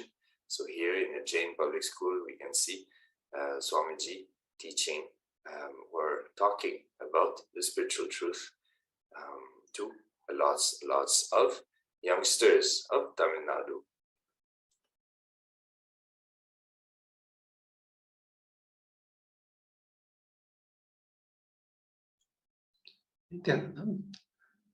As beautifully pointed, Bhagavan gave so many massive Mahasatsangs. We have seen people up to 50,000 capacity, and Bhagavan giving discourses and initiating people, and not just Hindus, but even the Jain. Bhagavan decoded the Jain sutras. Mahavir Jain, and his all these Jain sutras and different Hindu sampradayas.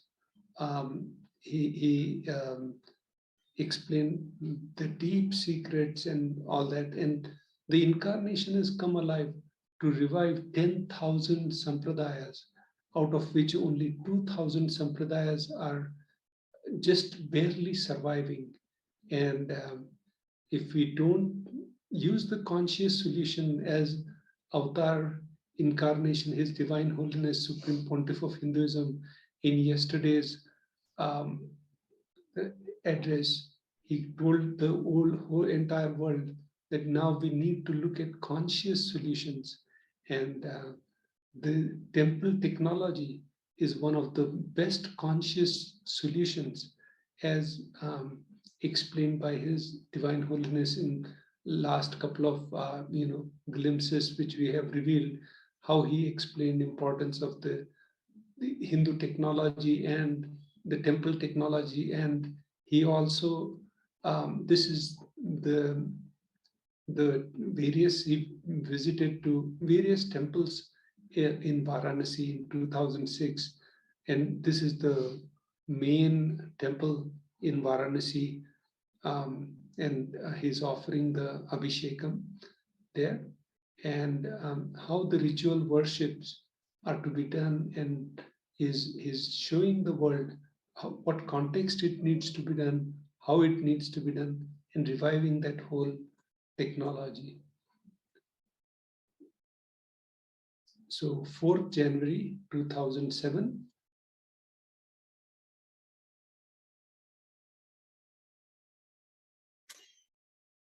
So yes, in 2007, the Supreme Pontiff of Hinduism launched the Nitya Yoga of Eternity at the ashram in Bangalore, addressing the first group of Nitya Yoga teachers.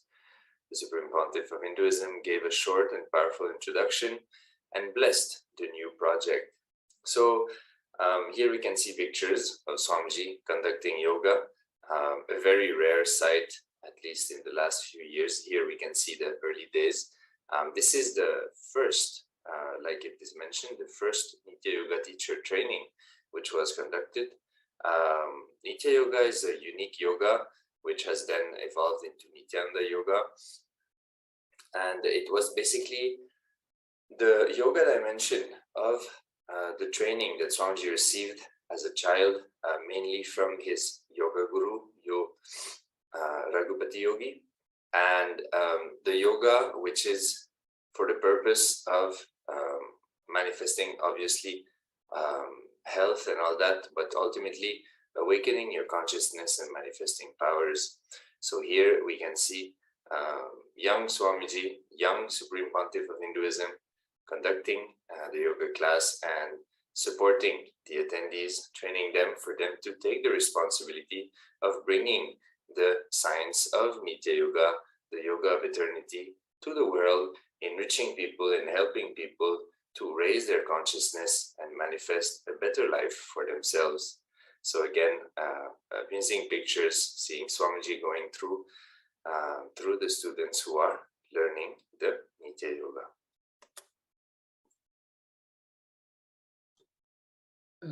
Very beautifully shared by Sri Nitya Ashutosh Maharaj, that Bhagavan started the Nityananda Yoga, and Bhagavan also revealed in one of the things, there are different, like this incarnation, the avatar, will be revered by people for thousands of years, and one of the contributions to the entire humanity will be teaching them how to do the yoga of eternity for connecting with the divine, and teaching them how to bend their body, how to do it, and at the same time getting the consciousness awakened.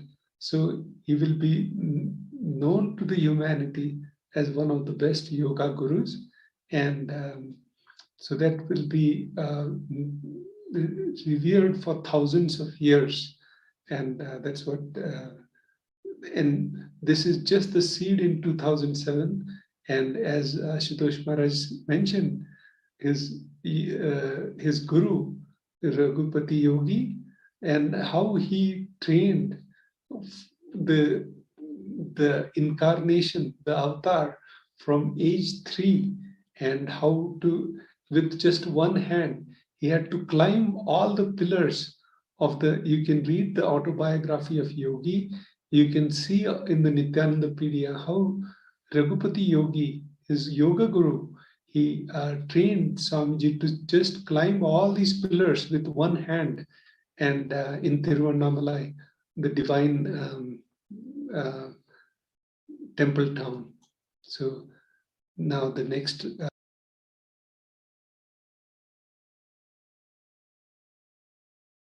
So here, Supreme Pontiff of Hinduism conducts the Nitya Spurana program, NSP, which is called program in Pridhi, and you'll see thousands of, tens and thousands of people used to attend these programs. They were 2-day program, there's a 1-day program, ASP, NSP, and they were so popular. And at the end of that, the program, people used to get the darshan of Bhagavan one-on-one, and such a, then Bhagavan also created a battalion of trainers who could conduct the ASPs and NSPs across the globe, and share this divine self-awakening, inner awakening technologies. So Bhagavan's programs may be 1 day, 10 day, 2 days, 10 days. They are so life-changing, and you can see the sharings of millions of people across the globe, how their life has been transformed in these 1 day, 2 day, or 10 day programs. And their context towards the life is the inner programming is completely changed. And I can let Ashutosh Maharaj share about this. Yes. So one thing that I can add is that these programs, which were designed to help people to drop their patterns, to drop the behaviors which are responsible for lower states of consciousness, emotions, lower frequencies of emotions and thoughts. Swamiji designed many programs throughout the years. The NSP was one of the first ones, if not the first one, the Nitya's Purana program.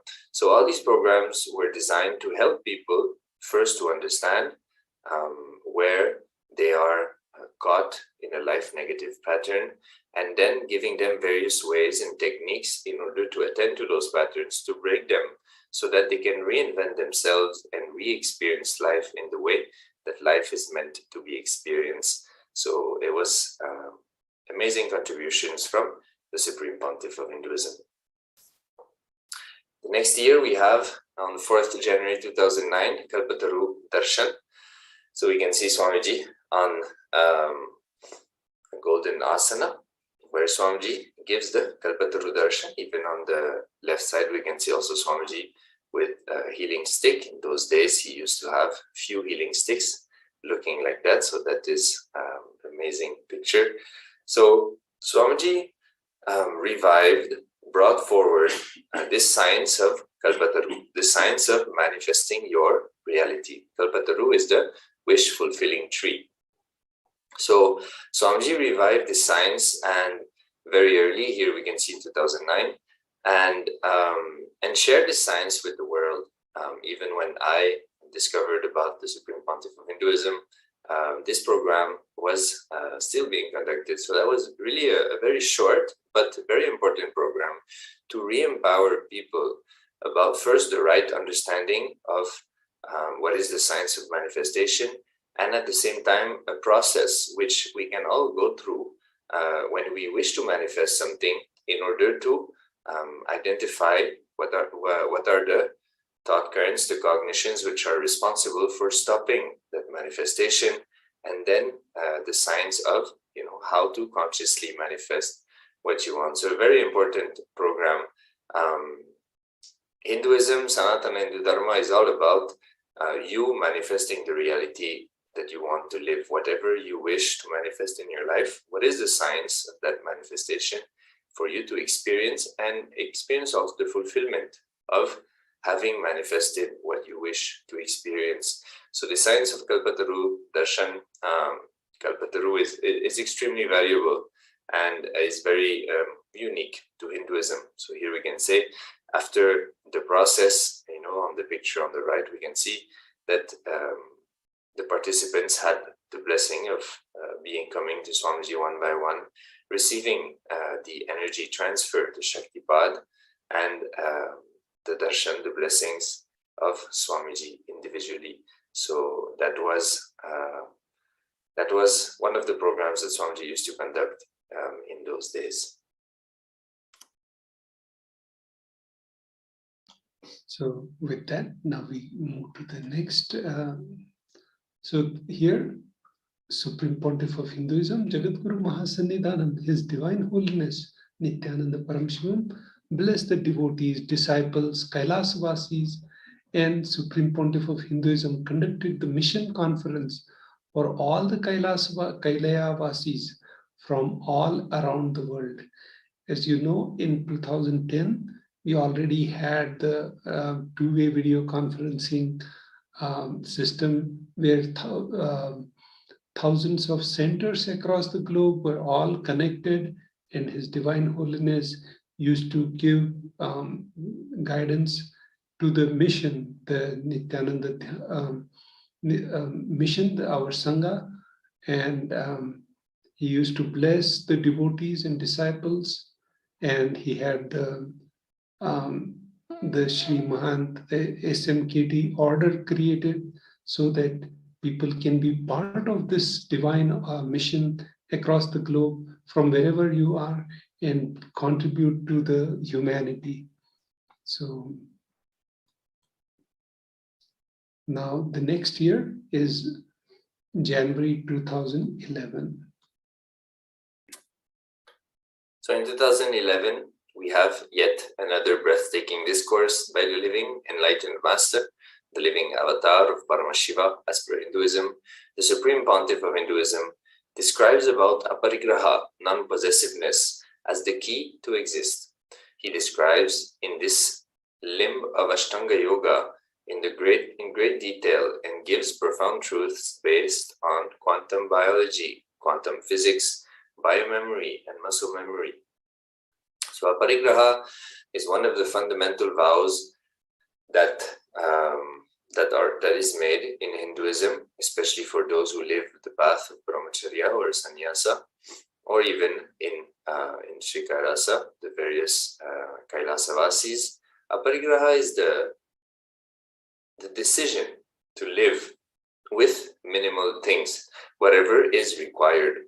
So Swamiji was sharing that everything which we possess and which we do not use on a regular basis is a weight on our consciousness. So being aware of what we need to be able to perform the responsibilities that we have taken up, identifying what is needed and using that, not getting anything more, not getting anything less. So it's a very powerful vow and lifestyle which helps you in various ways to remain active and to be very much aware of what you need. And so Swamiji was saying that when there is something which you possess for more and you do not use it for more than 6 months, Swamiji says that you should plan to donate it, to give it away or something, because if it is not used on a regular basis, if it is not something that you use for more than 6 months, then surely it is not. It is becoming a weight. It is becoming a weight in your life and on your consciousness, and it's very important to exist with a light consciousness. So here, as part of the limb of the Ashtanga Yoga, so Ashtanga Yoga is a yoga which talks about the 8 dimensions, 8 limbs. So one of those limbs is the vow and lifestyle of aparigraha. Yes, as beautifully mentioned by Shutosh Maharaj, the importance of aparigraha, and it's very nicely described in the Living Enlightenment book also. In the context of, and Bhagavan explains these principles, you can be a billionaire and still be following aparigraha. How he explains that, like Bhagavan Sri Krishna, he did the entire thing, but he was never attached to those objects. He gave Sudama, his friend and his devotee, like this entire golden city, and but nothing touched his inner space. That non-possessiveness is very important, and Bhagavan explains in this and hundreds of discourses. And not only that, explaining the concepts of biomemory, muscle memory, all that Bhagavan is doing it from 2004, and through yoga, how to fix all these. And when he fixes our biomemory and muscle memory, you really experience the whole new world inside you. This whole experience, like when I attended, when he was saying, now I have this in Nithyanandoham in Phuket, he said, now the muscle memory will be all reprogrammed. And literally we were all thousands of people were experiencing that oneness, because the whole muscle memory was reformatted.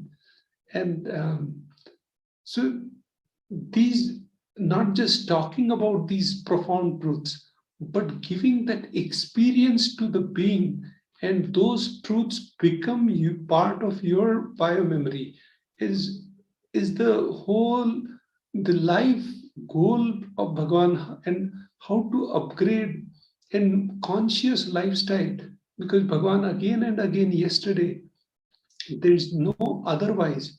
There's only one way of saving the humanity through this consciousness of and living consciously. Yeah.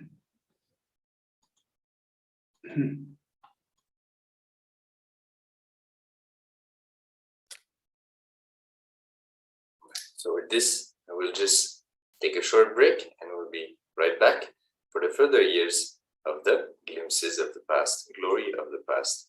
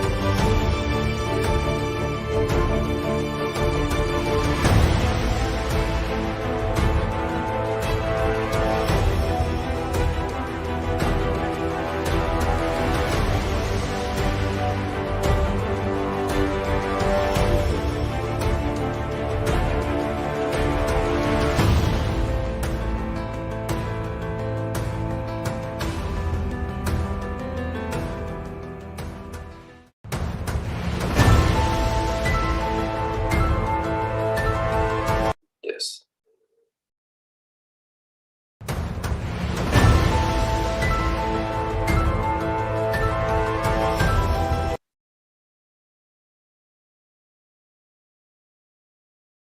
Yes. So welcoming you back. So going on to the next year, 2012, 4th of January, as we saw, as we've been seeing in the last few days, this is a time where there used to be a big cyclone crisis due to cyclones in various parts of India. And Swamiji, the Supreme Pontiff of Hinduism, was personally helping the people during the crisis. So here we can see Swamiji used to travel with his devotees, disciples, and Kailasa vasis to various places in order to help people who were undergoing these crises. Crisis is because of the intense weather damaging their life and affecting their lives very badly, in this case in the form of cyclones. So we can see Swamiji traveling with his Kailasa vasis and whatever is required to set up kitchens where it was needed. So we can see in the picture on the top right, Swamiji and a devotee cooking in a huge pot, cooking a massive amount of food in order to give food freely to people.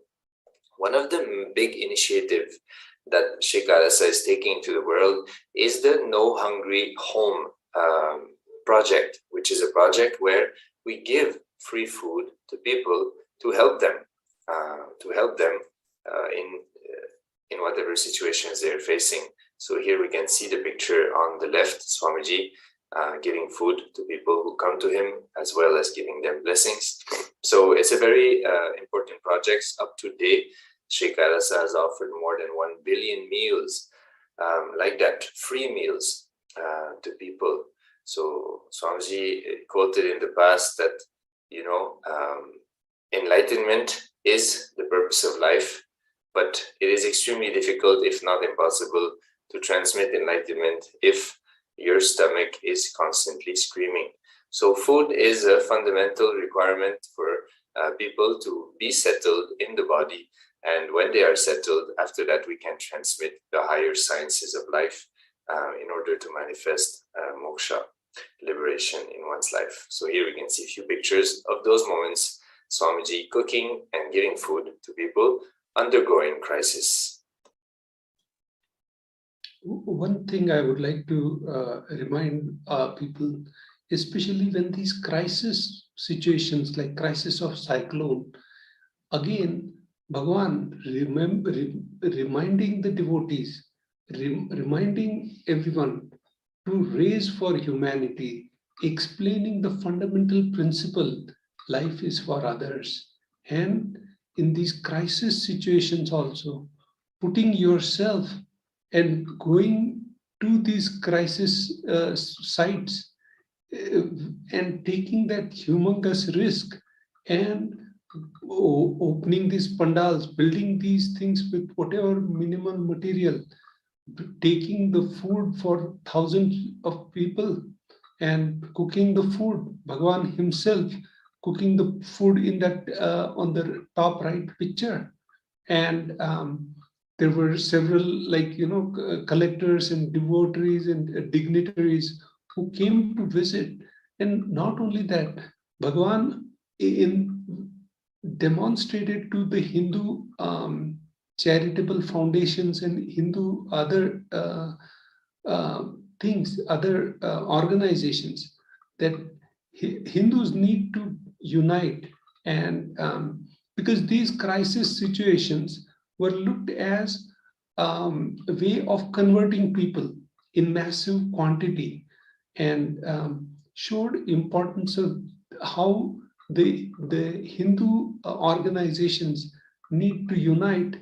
And because he's an incarnation, he already was able to, in spite of the peak persecution happening, hundreds of attempts to murder, finish Bhagavan and his work and all his thing. In spite of all that, risking his life, Bhagavan went, His Divine Holiness, Supreme Pontiff of Hinduism, went to all these cyclone crisis, the natural disaster crisis. And yesterday again, Bhagavan again told the entire world in the 45th Avatar Dinotsav, he mentioned the importance of living a conscious life.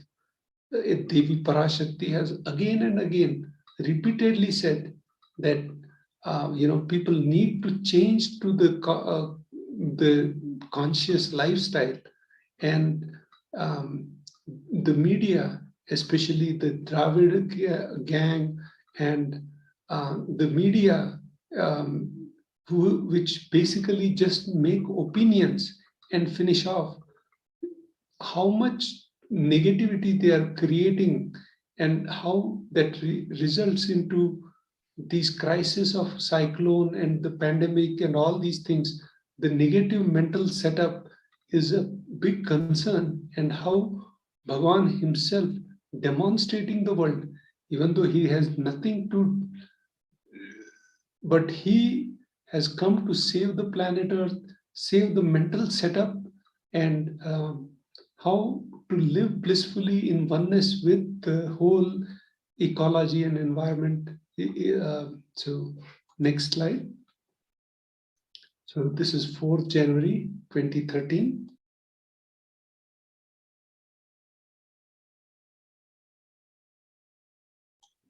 So Supreme Pontiff of Hinduism, Jagadguru Mahasannidhanam, His Divine Holiness Nithyananda Paramashivam, bless the devotees, disciples, Kailasvasis, and accepts the Pada Puja. You can see the Pada Puja offering happening, and he is receiving the Pada Puja. And devotees across the globe, when they come for the large darshans, they will bring their like this page or pages, or whatever boons and blessings they want. Because when you go in front of Bhagavan, you forget completely what you want.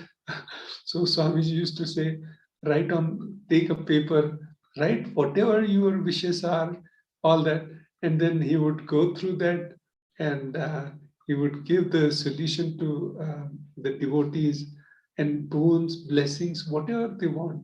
And he become the cosmic co-creator and fulfill their desires, devotion, all that. So here now, Bhagavan, just yesterday, with his compassion, after 3 years, Bhagavan said that now these programs are going to start, and one of the offerings is going to happen. You're seeing the Paramashivoham live trailer, and now we can start experiencing and how Bhagavan changes one life at a time, one being at a time, transforming from aham to Paramashiv, aham to directly to Paramashivoham. And so those programs are now starting, and so we are so blessed, and that's happening in this 2022. And Bhagavan, with his compassion now, is going to start the Paramashivoham program. So the next slide is 4th January 2014.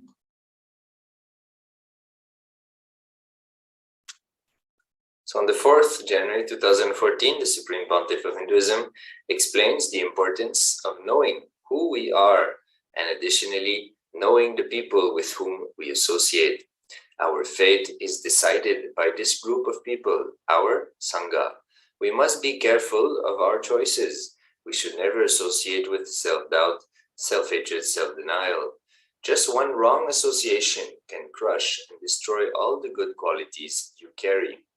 So in 2014, Swamiji is revealing about the SDHT, self-doubt, self-hatred, self-denial, and how it is extremely important to decide to be surrounded by the right people, having the satsanga, the people around you, the group around you, which helps you to move towards the ultimate, to move towards the truth, and not a group of people which reinforce the life negative patterns that you would have cherished since the beginning of this life.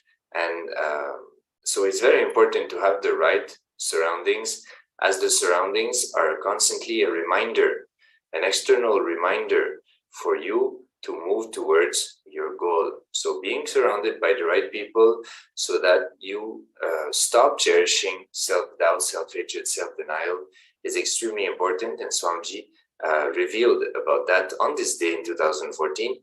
If you go on Nithyananda, you would find more about this. So inviting you all to check Nithyananda. So yes, very important. The conscious decisions we make, the people we decide to associate ourselves with, is not something trivial. It is something of the highest importance, and these decisions should be made with the highest level of understanding, and they should be made consciously. So beautifully Bhagavan explained, and Ashutosh Maharaj also re-emphasized. And there's a beautiful verse Bhagavan explains from Bhaja Govindam, where Satsangatve Nisangatva Nisangatve Nirmohatvam Bhaja Govindam Govindam Bhaja Mudamate. So he explains the importance of Satsanga, being in the right company, and we must be careful of our choices. And just one wrong association can crush and destroy all good qualities we carry. So beautifully Bhagavan explained, and tirelessly Bhagavan is building the Kailasa ecosystems across the globe. And yesterday Bhagavan, in his 45th Avatar Dinotsav, you can go and hear that, how tirelessly he is building the Kailasa ecosystems and the nations across, as he explained. Okay, so 4th January.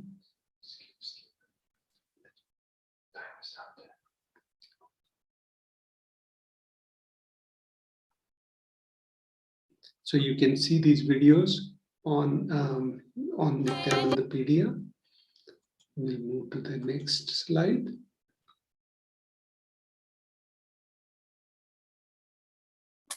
So here, 2017, the Supreme Pontiff of Hinduism, Jagat Guru Mahasanidanam, His Divine Holiness, Bhagwan Nithyananda Paramashivam, expounded on the cosmic principles of the length dimension during the everyday life public talk, the Nithyananda Satsang. During the live public address titled Manifesting Powers of the Length Dimension, Nithyananda disciples initiated to solve any equations. The Supreme Pontiff of Hinduism entangled the Nityananda Yogam delegates with the length dimension and revealed the differences between the length, breadth, and depth dimensions.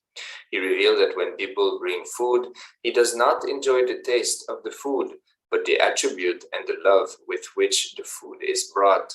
The Supreme Pontiff of Hinduism explained that a man who is length-based will enjoy only the dimensions of the person who is dancing, or the dress, or the movements. However, if someone is based on the breadth dimension, they will enjoy the emotions expressed, the attitude shown, the bhava, the art of it.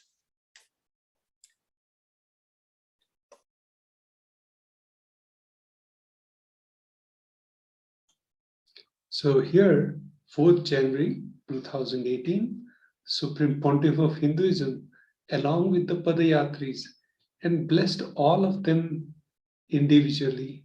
So Padayatris means these people who are doing the Padayatra from Tiruvannamalai, 200 kilometers away, and walking all the way to Pirthi, Bangalore, for coming for the Avatar Dinotsav, and they walk back from on the return journey after the celebrations of the Brahmotsavam, and then they carry the Gurumudi with them and all these things, and Bhagwan himself, with his compassion, walked with all these delegates for many kilometers, and so you can see that here. So 4th January 2019.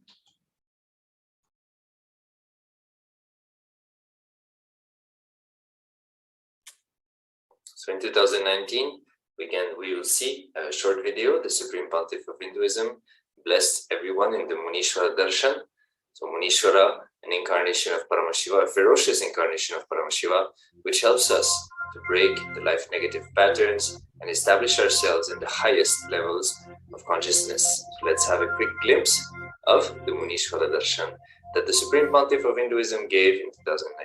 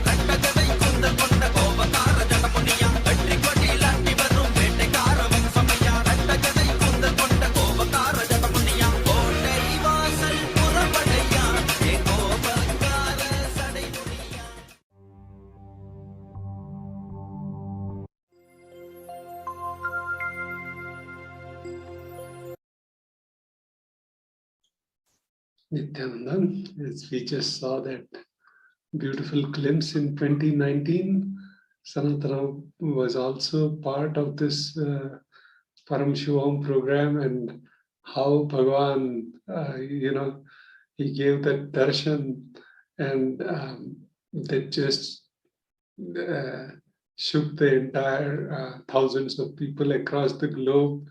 And now with the new camera technologies, new 3D videos, and all these things coming out in the world after the corona pandemic and all that, now I can't imagine how the Paramashivoham level 3 will be after the deep tapas Bhagavan is going through, and so eagerly to reveal all this. So glad that this Paramashivoham 3 is coming. And so Supreme Pontiff of Hinduism, His Divine Holiness, explained about pure ahara as one of the fundamental principles of Hinduism, that which not only purifies the future, but purifies the past too. The 5 principles, ahimsa, aparigraha, asteya, brahmacharya, and satya, along with the three gunas, rajas, tamas, and sattva, were explained, and the 14th shloka of Bhagavad Gita was read. So His Divine Holiness concluded by giving diksha into power manifestation, and such a powerful power manifestation was happening. And so these very important principles which we have completely forgotten, and how Bhagwan, like, I personally can vouch for it. My life before meeting Bhagwan was, I only knew one mantra in life, Dollaraya Nama. I was always how I can make millions of dollars more, and how millions can become billions. And I had an IT consulting company and all these things. And it was all me and mine, my family, my kids, my this, my that, all that. But after connecting with Bhagavan, the entire globe has become Vasudhaiva Kutumbakam. And it's not like I have forgotten, so this ahimsa lifestyle, after Bhagavan gives this initiation, it just becomes, you are enjoying the oneness with every being in cosmos. And even the mosquitoes coming and sitting, he also, hey, how are you? And he will sing a beautiful ringtone and wake me up in the morning. So that blissful existence, the 3 gunas, rajas, tamas, sattva, are explained in the earth goddess, the Bhuma Devi. When I wake up, it automatically makes me bow down to her, and I'll sing the mantras and invoke her, and I will pray her, and gratitude just overflows from the body. And 14th shloka from Bhagavad Gita, like all these. So this all, just be part, experience this Paramashivoham, this program which is coming up. Register, give a breakthrough to yourself and see how, let Bhagavan just give your 10 days or 21 days, whatever you have for this upcoming program, and be ready for the transformation. I have received that, I have experienced that, and it has transformed my life. It has expanded my thinking from just me and mine, from aham to Shivoham, Paramashivoham, and what Bhagavan wants us, that each being be part of that, get that experience, and you be the spark to millions. I'll let Ashutosh Maharaj comment.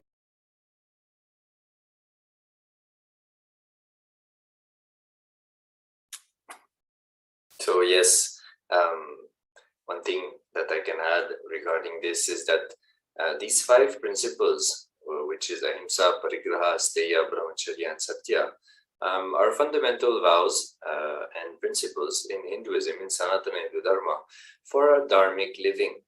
So Swamiji, even yesterday during the satsang, the public address of the 45th Avatar Dinosava, the celebrations of the 45th anniversary of the Supreme Pontiff of Hinduism, Swamiji put the emphasis on the importance, realizing what we have done to ourselves and to the world in which we live, to the world which is our home, and shifting out of it towards living a dharmic lifestyle, a dharmic-based lifestyle.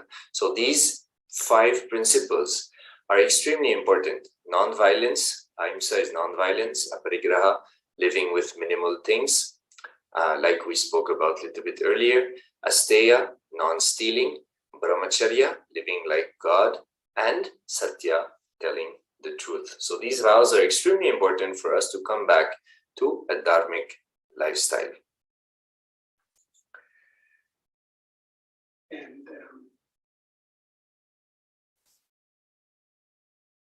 So finally, 2021, on the 4th January, the Supreme Pontiff of Hinduism, Jagadguru Mahasanidhanam, His Divine Holiness, Bhagwan Nithyananda Paramashivam, expounded on the cosmic principles of Kailasa during the everyday public talk, Nithyananda Satsang. In this talk, entitled Kailasa's Purpose is to Awaken People to the Greater Science of Hinduism, the Supreme Pontiff of Hinduism shared that the purpose of reviving Kailasa is to implement consciousness-based life and to awaken people to Hinduism as the greater science of life, consciousness, the universe, and cosmos. He explained that every time a Hindu is diluted or converted, the world is losing spiritual depth, along with Hindu territory. The Supreme Pontiff of Hinduism declared that Kailasa, the ancient enlightened Hindu civilizational nation with territory, will happen and is happening. He called for all Hindus to wake up to this great responsibility to practice, protect, preserve, and spread Hinduism, Sanatana Hindu Dharma, the greater science of life.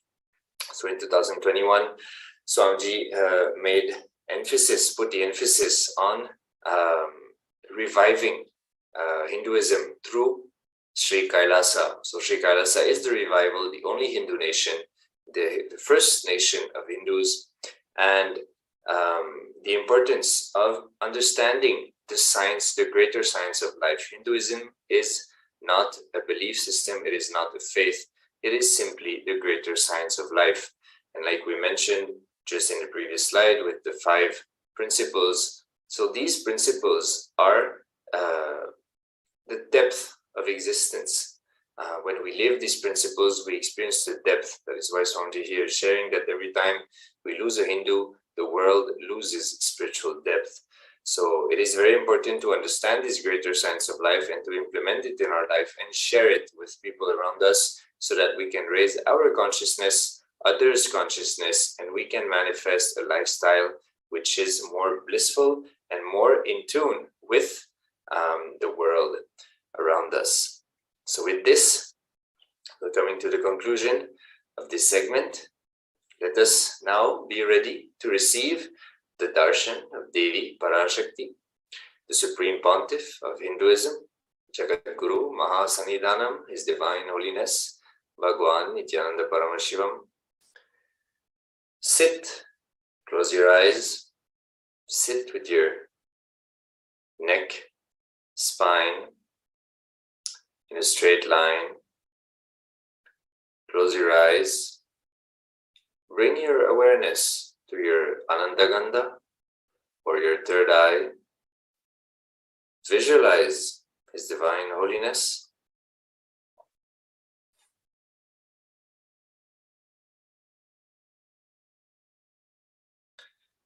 Breathe in deeply. Inhale deeply, slowly. Exhale deeply, slowly. Give vacation to your mind, to your thoughts. Come back to a space of pure, restful awareness, a space of unclutching, a space of zero TPS, 0 thoughts per second.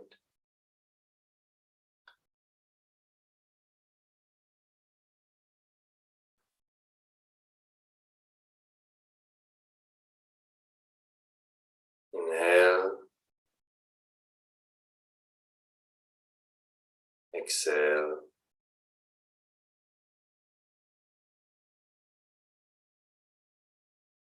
inhale, exhale,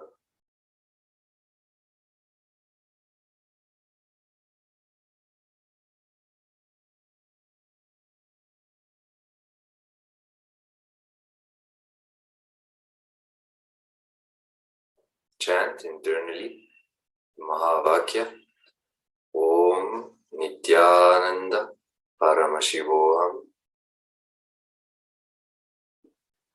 Visualize the mantra rotating around the throat chakra, the Vishuddhi chakra.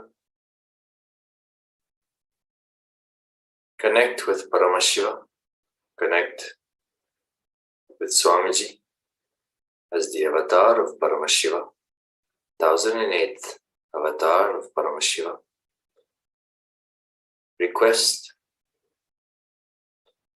him to free you from what you do not want to experience and to bless you with what you want to experience. Just be ready to receive His blessings, His presence, His initiation, His words, and the conscious breakthrough He has to offer. He has come down to give you. Be in that receptive space.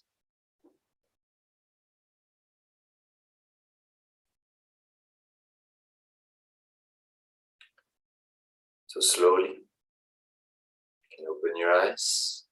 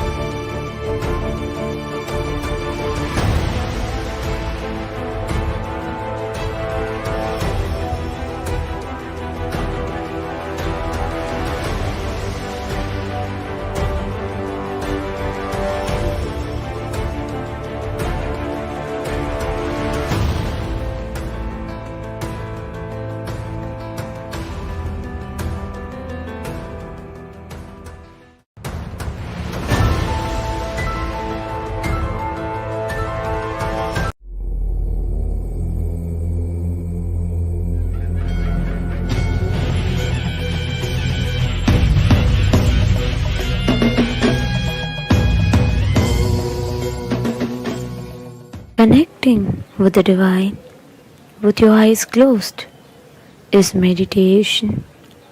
Connecting with the divine with your eyes open is darshan. Come, let us all now move from meditation to darshan. Slowly, very slowly, please open your eyes.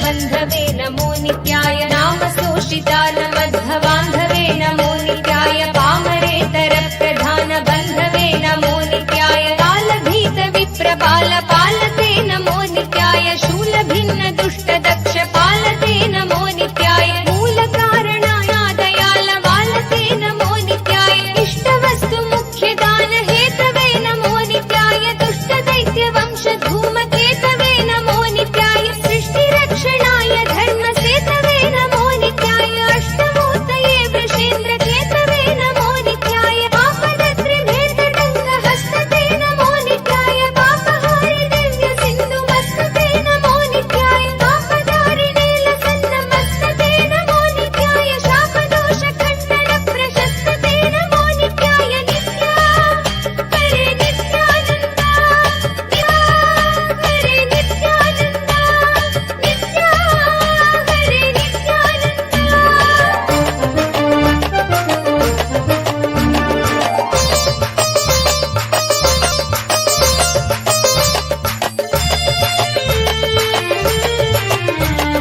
Byomkesh Divya भव्य रूपते नमो नित्याय हेम मेदिनी धरेन्द्र चापते नमो नित्याय नाम मान हृद्दुरापते नमो नित्याय ब्रह्मगेन्द्र कुण्डल प्रसिद्धते नमो नित्याय ब्रह्मणे प्रणीत वेद पद्धते नमो नित्याय जिह्वकाल देक दत्त पद्धते नमो नित्याय कामनाशनाय शुद्ध कर्मणे नमो नित्याय सामगान जायमान शर्मणे नमो नित्याय सामजासुरांग लब्ध चर्मणे नमो नित्याय जन्म मृत्यु घोर दुःख हारिणे नमो नित्याय चिन्मयैक रूप देह धारिणे नमो नित्याय मन्मनोरथावपूर्तिकारिणे नमो नित्याय सन्मनोगतरे नित्यानन्द नित्या हरे नित्यानन्द नित्या हरे नित्यानन्द नित्या हरे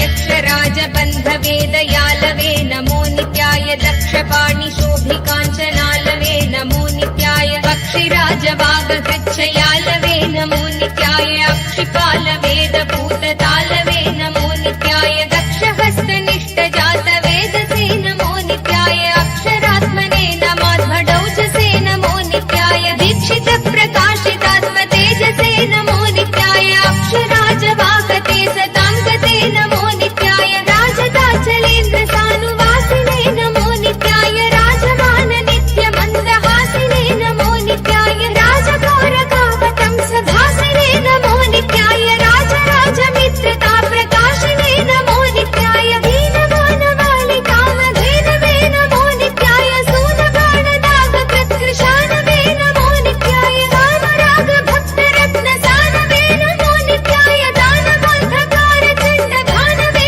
नमो नित्याय नित्या हरे नित्यानन्द नित्या हरे नित्यानन्द नित्या हरे नित्यानन्द नित्या हरे नित्यानन्द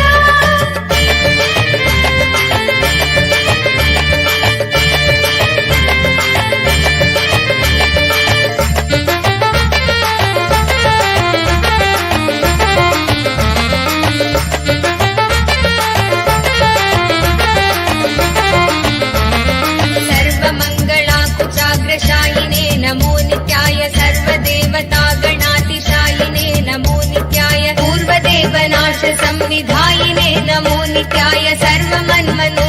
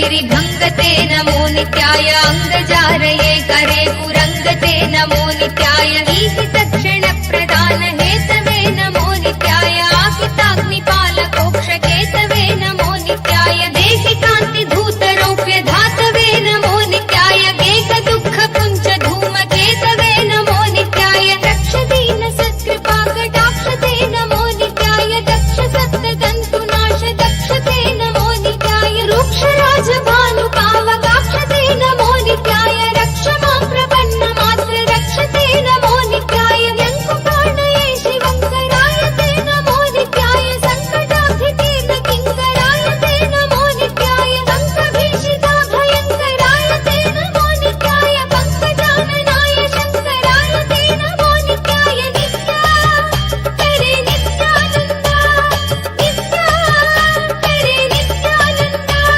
नित्या हरे नित्यानन्दा नित्या हरे नित्यानन्दा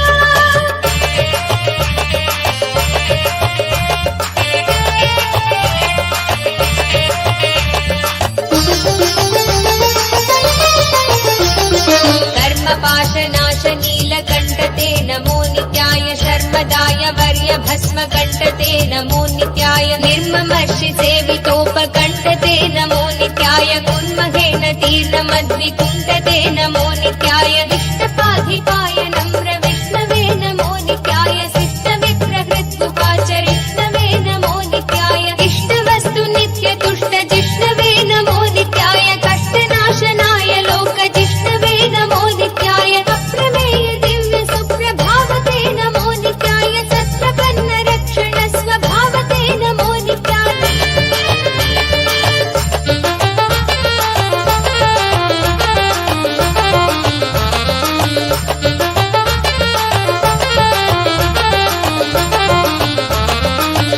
मुक्ति दिव्य भोगदायिने नमो नित्याय शक्ति कल्पित प्रपंच भागिने नमो नित्याय भक्त संकटापहार योगिने नमो नित्याय युक्त सन्मनः सरोज योगिने नमो नित्याय अंतकांतकाय पापहारिणे नमो नित्याय शन्तमाय दन्ति चर्मधारिणे नमो नित्याय संतताश्रितं यथा विदारिणे नमो नित्याय जन्तुजात नित्य सौख्यकारिणे नमो नित्याय शूलिने नमो नमः कपालिने नमो नित्याय पालिने विरिञ्चि मुण्डमालिने नमो नित्याय लीलिने विशेषरुण्डमालिने नमो नित्याय शीलिने नमः प्रपुण्यशालिने नमो नित्याय मुक्ति दिव्य भोगदायिने नमो नित्याय शक्ति कल्पित प्रपंच भागिने नमो नित्याय भक्त संकटापहार योगिने नमो नित्याय युक्त सन्मनः सरोज योगिने नमो नित्याय नित्या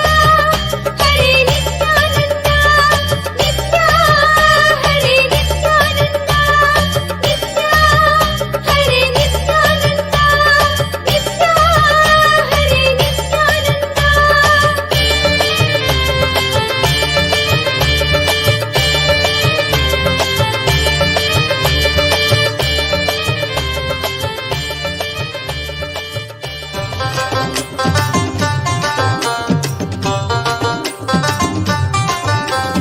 ओम जय नित्यानंदा जय ॐ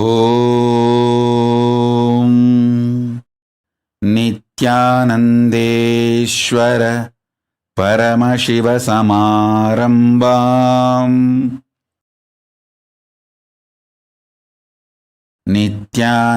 नित्यानन्देश्वरि पराशक्तिमध्यमाम् अस्मदाचार्यपर्यन्ताम् वन्दे गुरुपरम्पराम्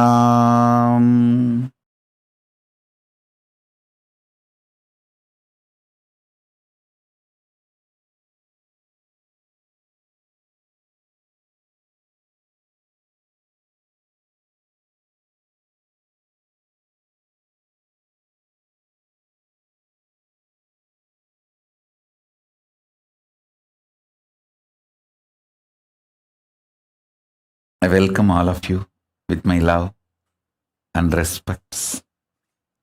I welcome all the devotees, disciples, Samajis, Satsangis, Shri Mahants, Mahants, Tanedar Kotari, visitors, viewers, everyone sitting with us all over the world.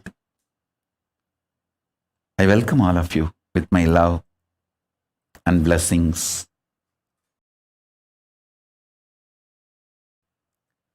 Paramashiva's message directly from Kailasa. Listen, listen intensely. Divya Sarira, the body, indestructible,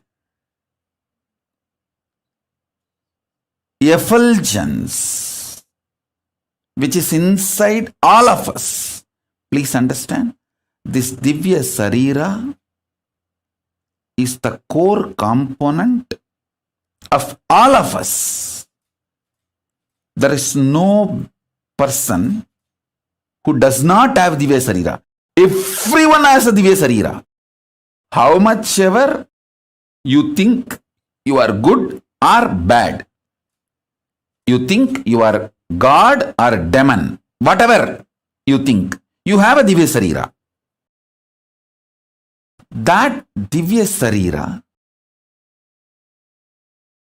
strengthened, energized, inspired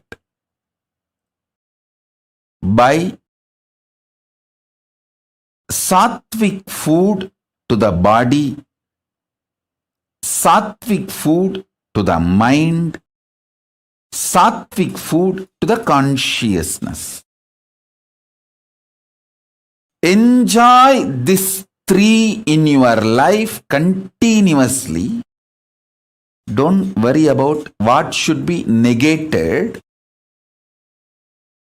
See, focusing on what need to be negated makes you very depressed, even feeling deprived.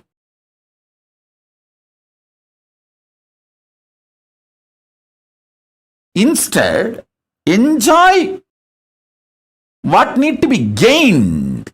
Listen.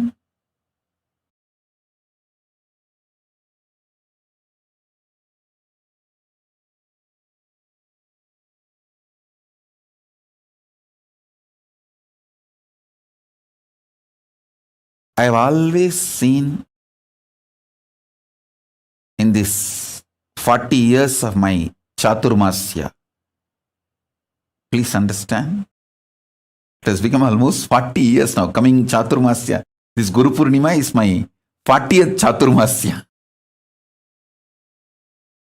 In my 40 years of Chaturmasya, Chaturmasya is the 4-year vow, 4-month vow. Chaturmasya means in Sanskrit, the exact meaning is 4-month. That 4-month vow,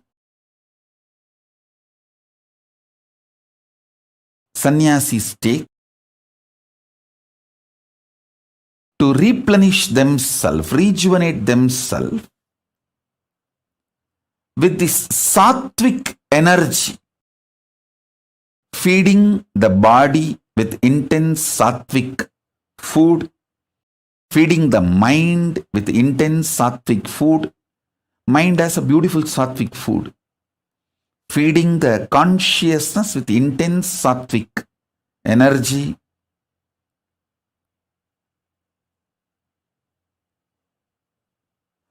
And strengthening the Divya Sarira. The whole purpose of Chaturmasya is that only. These 4 months focused on that strengthening of the Divya Sarira. See, if the Divya Sarira in you, the self-effulgent light body in you, if that is strong, you are an enlightened being. You enjoy best things of the consciousness, your existence. You enjoy the best gifts of your existence. if that self-effulgent Divya Sarira gets more and more covered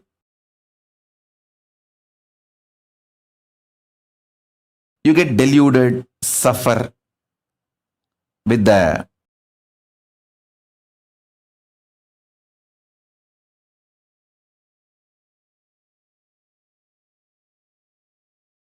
external world, delusions, delusion, whatnot, whatever.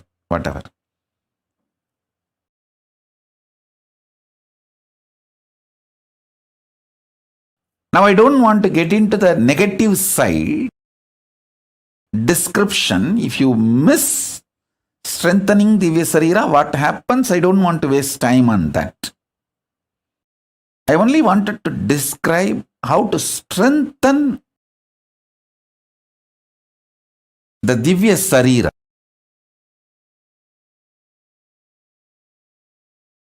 Self-effulgent, Swayam Prakasa, Sutta Sarira, Daiva Sarira. All of us have.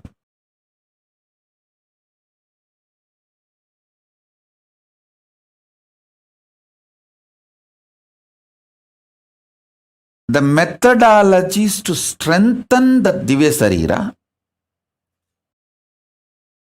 and manifest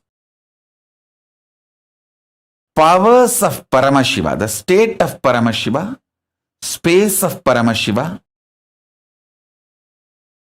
and powers of Paramashiva.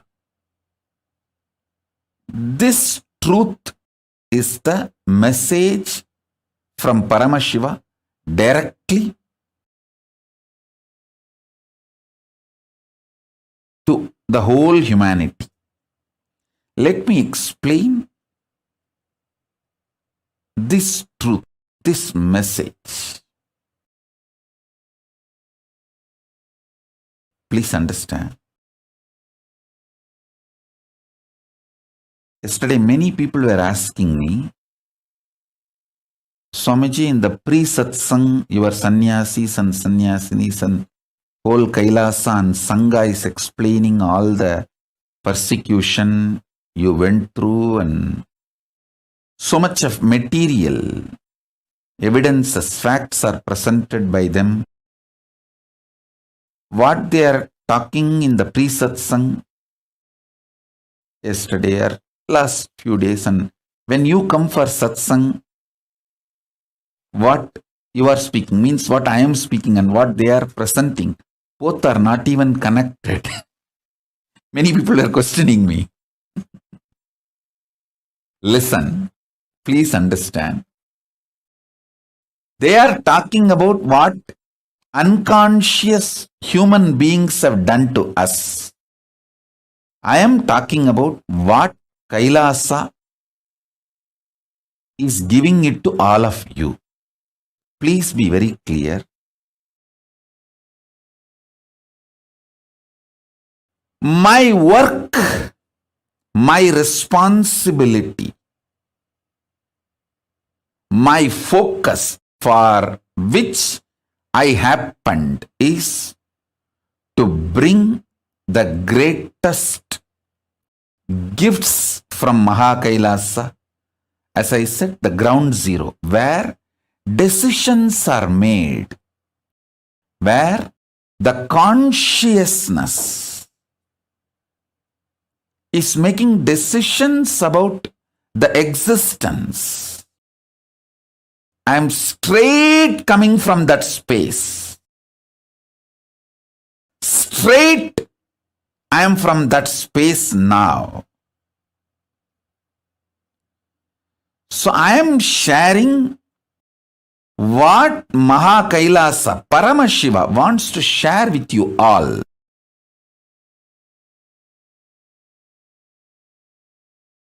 I am going to give what I need to give it to the world.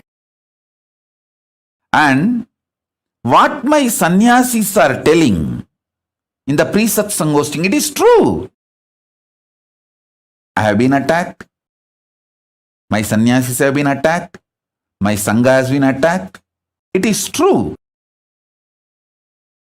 They are telling what the unconscious humanity has given to us. See, I wanted to share 3 things with you all. First, what I need to give to the humanity. Gifts from Kailasa. The science of enlightenment, the science of power manifestation, the science of becoming superconscious beings. This is the essence of why life happened on planet Earth. Why living beings happened on planet Earth. My purpose is to give superconscious breakthrough for which living beings have happened on planet Earth.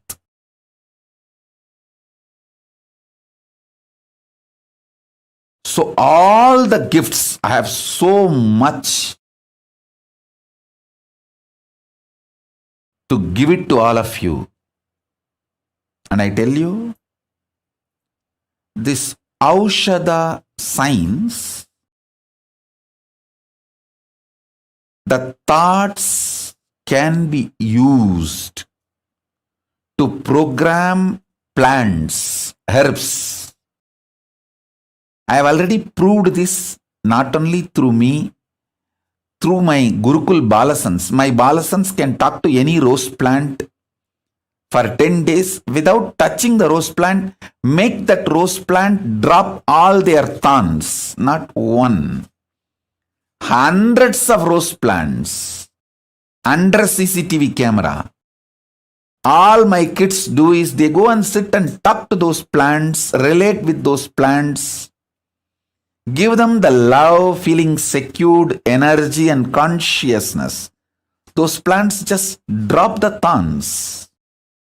I have proved this science multiple times, thousands of times, through many of my balasans, in many of my ashrams, and still I can prove, I can demonstrate even now. So this is the science. And now I want to tell you the next level. Any disease, the cure needed for the disease is a conscious energy which need to be inserted into your body, can be programmed into any herb, and that herb can be given to you, you will be healed. It's a science. It's a greater science. This science is called Aushadhi. This is the core science of materia medica of Hindu medicine. Understand? I have learnt this Aushadhi science from my 3 gurus. My gurus, 3 of them are masters of this Aushadhi science. Isakki Swami and Kuppammal. I always considered both of them as together, one being, because actually one being used both the bodies. I know for sure. Only one person used both the bodies.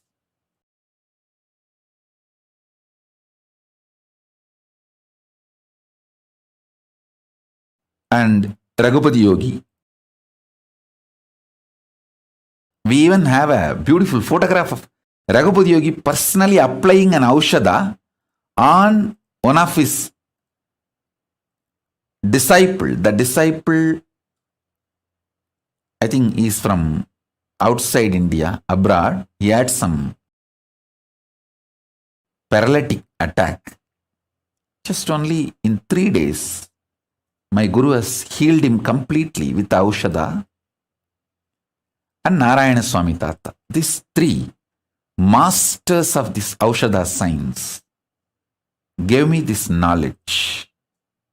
Of course, ultimately, Arunagiri Yogeshwara Paramashiva himself showered the whole experience and expertise. Listen.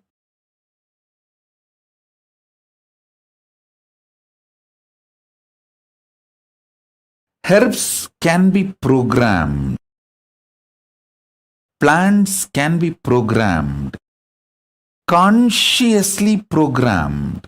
This is the Hindu materia medica science. If somebody, it is 100 times more than getting any MBBS, MD or anything. Unfortunately, Hindus neither understood nor recognized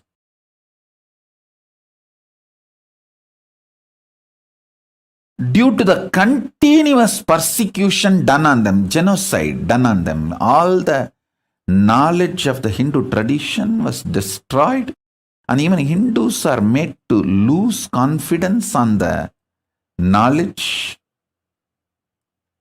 And after a few generations of brainwashing, even Hindus feel all these are false, and they attack the Hindu gurus who are trying to revive all these great truths.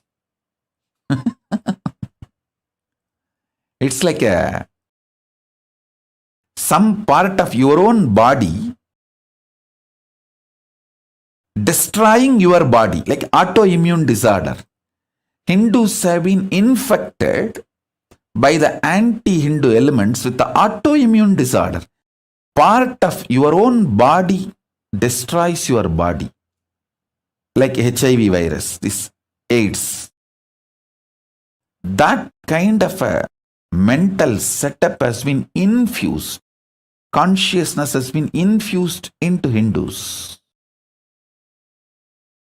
And unfortunately, due to this hundreds of years of persecution and making sure all this knowledge not available to common Hindus,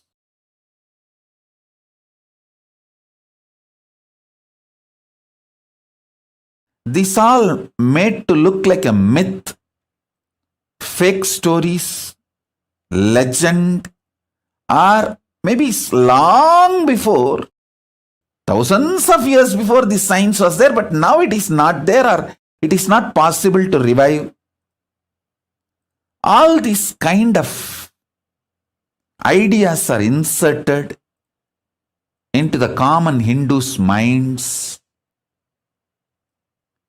And anybody who is trying to establish, revive this science is beaten black and blue and destroyed. See, unfortunately, Hindus lost the understanding about this collective integrity. See, if a ship has to stay afloat,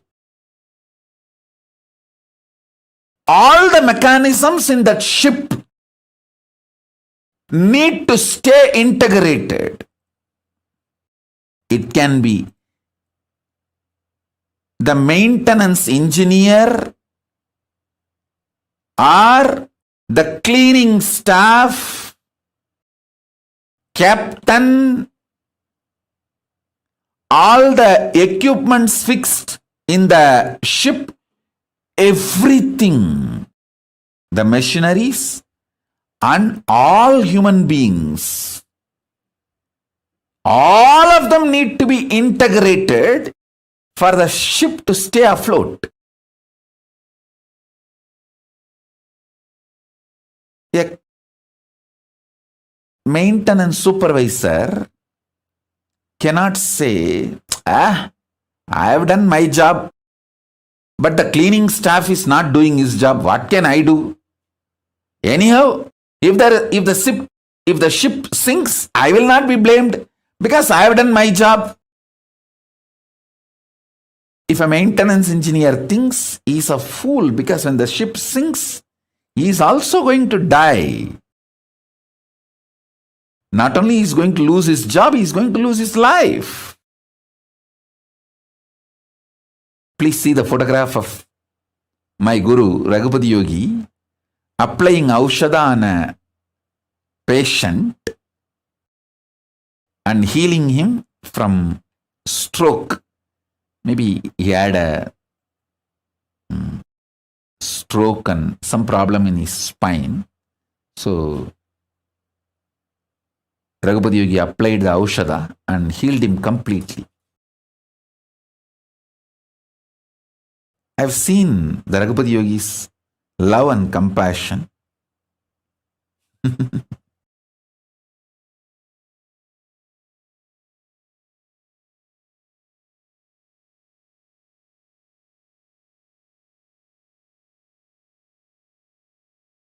Now listen, let me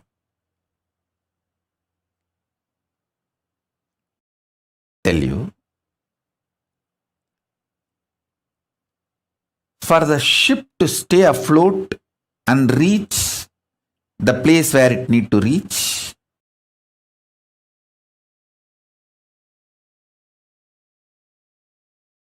everyone in the ship need to be integrated. It's called collective integrity. A maintenance engineer cannot think, oh, I have done my job, but the fuel manager is not doing his job, or the cleaning person is not doing his job. So if the ship sinks, I will not be blamed. I will not be questioned. I am safe. Let whatever happens to others, or whatever others do or don't do, what is there for me. That level of integrity will not work for the ship to stay afloat. This is exactly done by the Hindus. In the modern day, everyone says, oh, I have tried my best. I have done my best. But others are not doing. What can I do? I have seen this as a typical mold.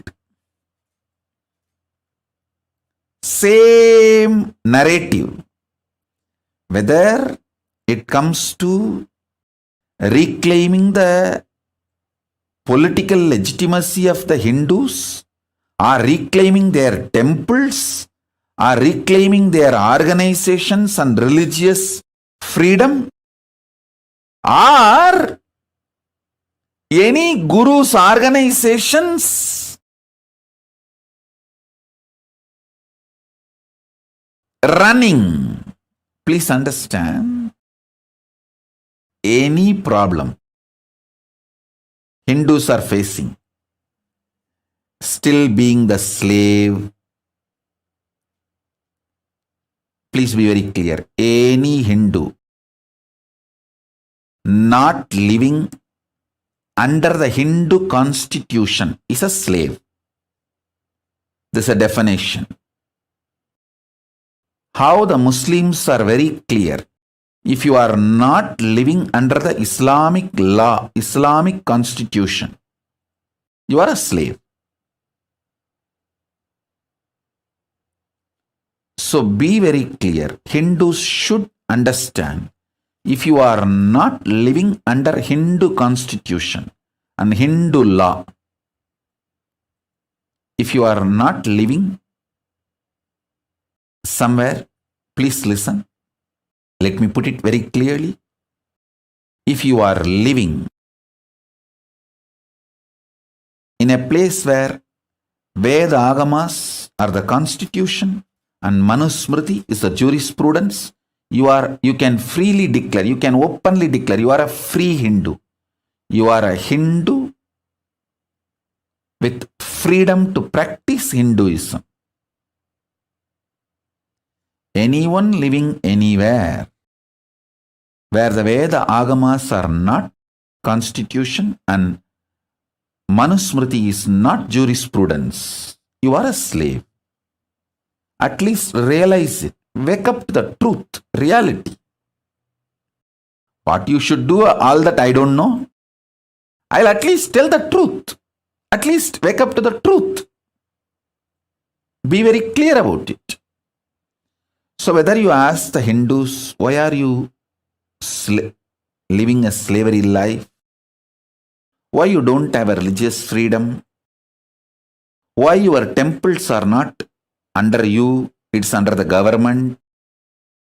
Why your temple wealth is not used for running gurukuls, the Hindu schools? Why your temple wealth is not being used to develop and spread Hindu medicines? The most funny thing, many of the so-called Hindu ashrams and Hindu organizations run Christian medical institutions. They are not realizing we have a great Hindu medical science. Because the Hindu medical science is neither given legal legitimacy nor given social legitimacy.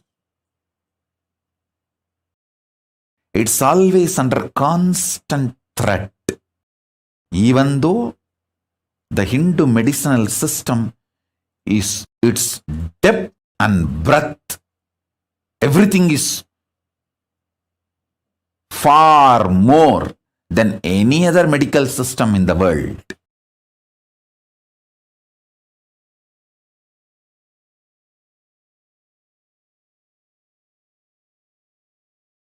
"2,000 years before, our guys have performed cosmetic surgery. The Hindu doctors and Hindu medical visionaries like Shushruta, many of the Hindu surgeons,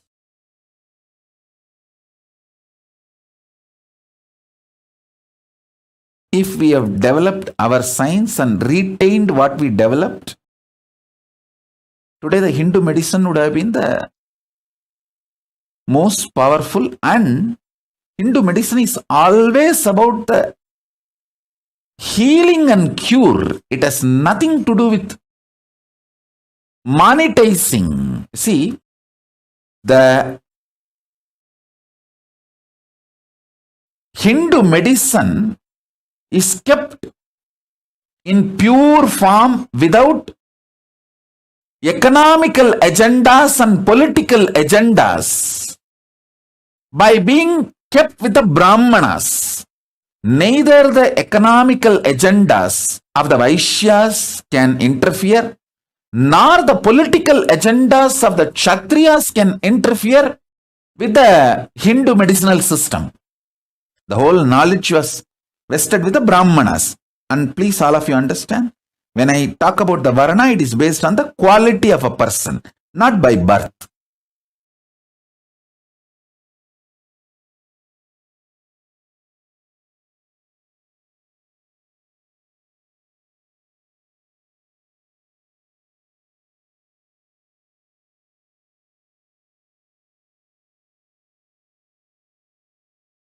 You ask any question to Hindus, why your medical system, Hindu medicinal system is destroyed? Why you guys are not having any respect for the greatest and oldest jurisprudence, the Hindu law Manusmriti? Everyone will have one answer. Oh, I am done, I am doing whatever I can, but others are not doing. What can I do? Exact answer. A maintenance engineer in a ship, if he gives, what will happen to the ship? That exactly same thing is happening to these guys.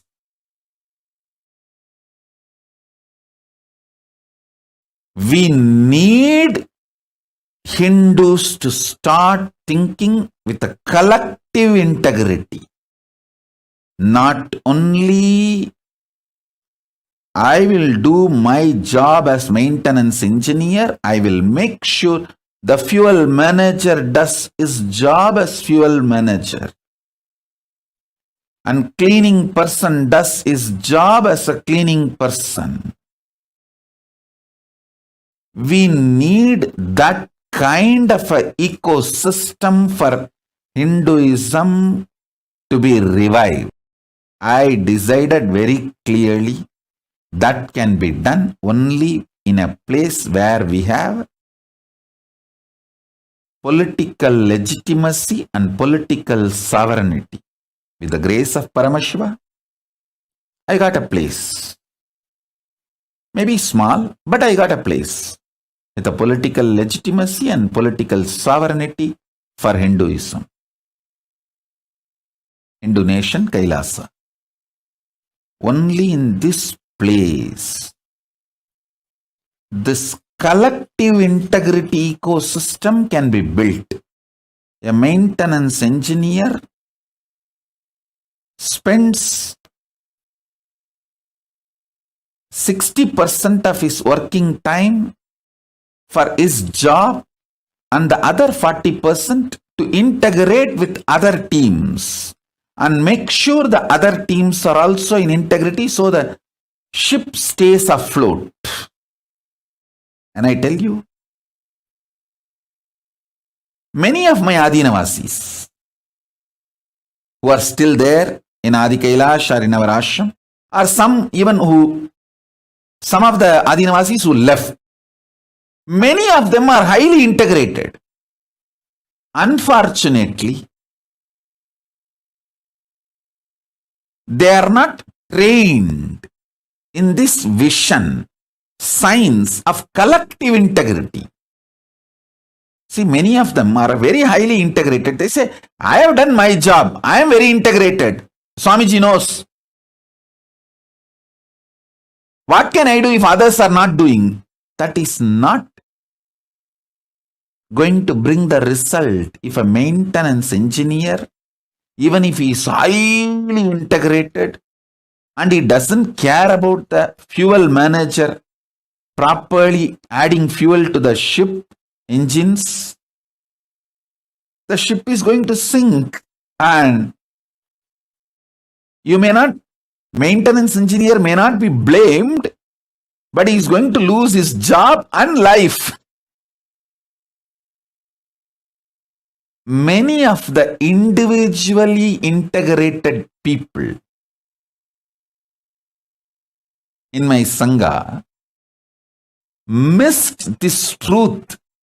Only with the collective integrity, the ship can stay afloat. If not, you may not be blamed because you have been integrated. But the final result is not going to happen. You are also going to lose your job and life both. Thoroughly understood. Hindus have been beaten too long. And maximum they have the energy only to be individually integrated. They don't have energy to manage the collective integrity. So only the captain has to be responsible for the collective integrity. The collective integrity, education and evolving a structure with a collective integrity. For reviving Hinduism, we need a place with a political legitimacy and political sovereignty. With the blessings of Paramashiva, Ganapati, Kalabhairava, all the gods and goddesses of Kailasa, Bhuma Devi, we got a place for Kailasa with the political sovereignty and legitimacy. We have a place. More than one place, actually. We have a place now, more than one place.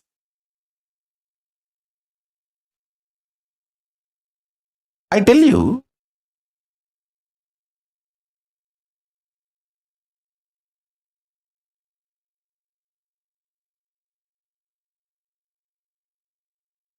I have to do it.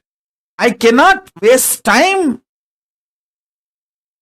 in blaming, in cursing. I don't have time for that. I'm already 43. I have to do it. Of course, the grace of Paramashiva, we did it. We have a place now. The base is ready. Now the collecting the individuals and organizing. Even now I can see I have amazing individuals who are so highly dedicated and integrated to me. I can name every one in front of me. If you see the integrity of Ma Divyananda, she is equivalent to a Nayanmar. Push Murugai and Saras Murugai. Sumati, Ma Parameshwara, Karunananda, Ma Paramananda. I can go on reading everybody. I tell you, I never praise Ma Pranapriya, her integrity. If I need a kidney, I don't need, I will never need, I am very healthy and I am going to live a healthy life. I am giving you, for example, if I need a kidney, I will take only from Ma Pranapriya, because she will not even repent 1 second, oh, I gave my kidney to Swamiji. That kind of integrity. But this individual's integrity will not be enough. We need collective integrity.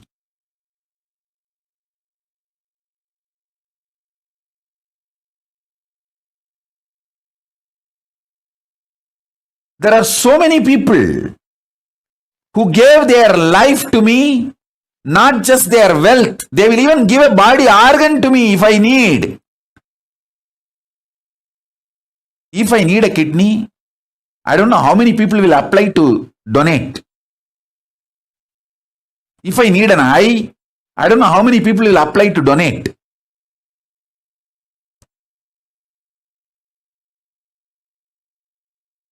I have such highly integrated, dedicated, devoted people. But unfortunately, none of them understand that it is a collective integrity which is needed to make Kailasa successful.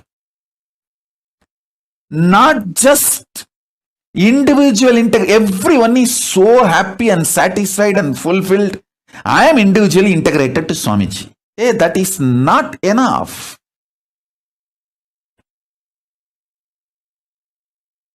I am telling you, na.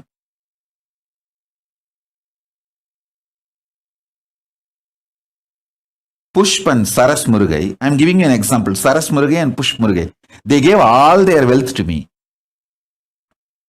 Sarvavari Tyagis, not even 1 second they even felt did they do right or wrong. They know for sure giving everything to Swamiji is the ultimate right, best thing.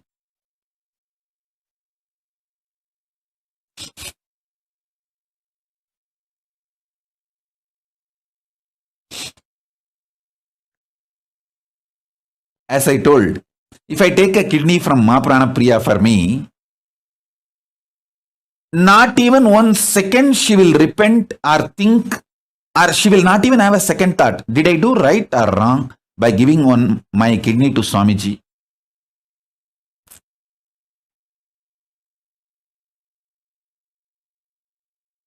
Never ever she will have a second thought.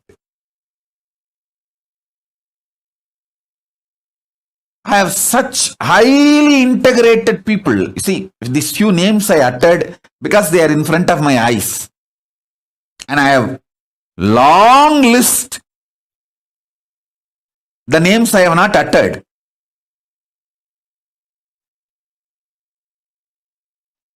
But unfortunately, none of them understand just the individual integrity is not enough for the ship to stay afloat. It is collective integrity that is required.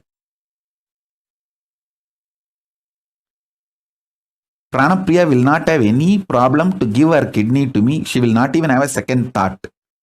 But she cannot go for rounds all over the campus and make everyone work and keep everyone's integrity.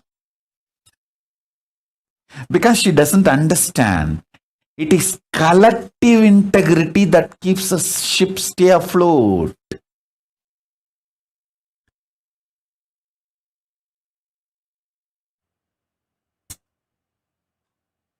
Same way Saras Murugai. She will work 24/7 for me. But she cannot ask the other people in the team to work.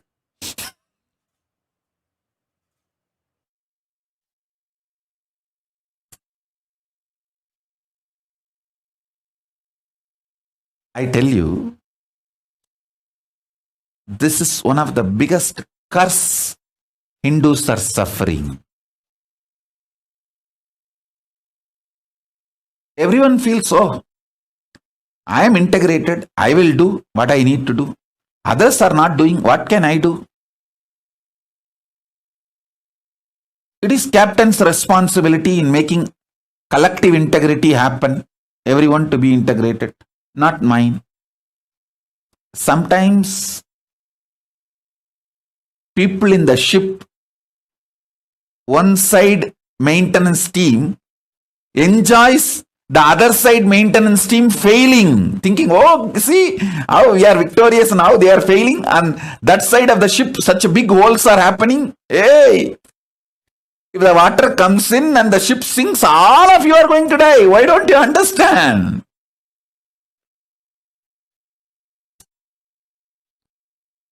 Hindus lack this understanding. In every level, whether, see, a major 100 problems of Hindus, if you list, their temples are not in their hands. All the income, money comes to the temple. For spreading Hinduism is not used for that purpose. And all the wealth dedicated and donated for Hinduism by their ancestors is not used for that purpose. Somebody was telling me the other day, I am not talking about one state or any one country, and I don't interfere in any country's internal administration and all that. I am talking to Hindus to wake up. Wherever you are suffering slavery, you need to understand. Many of the wealth dedicated by their ancestors to revive and maintain Hindu arts, Hindu medicine, Hindu spiritual truths, the wealth is not being used.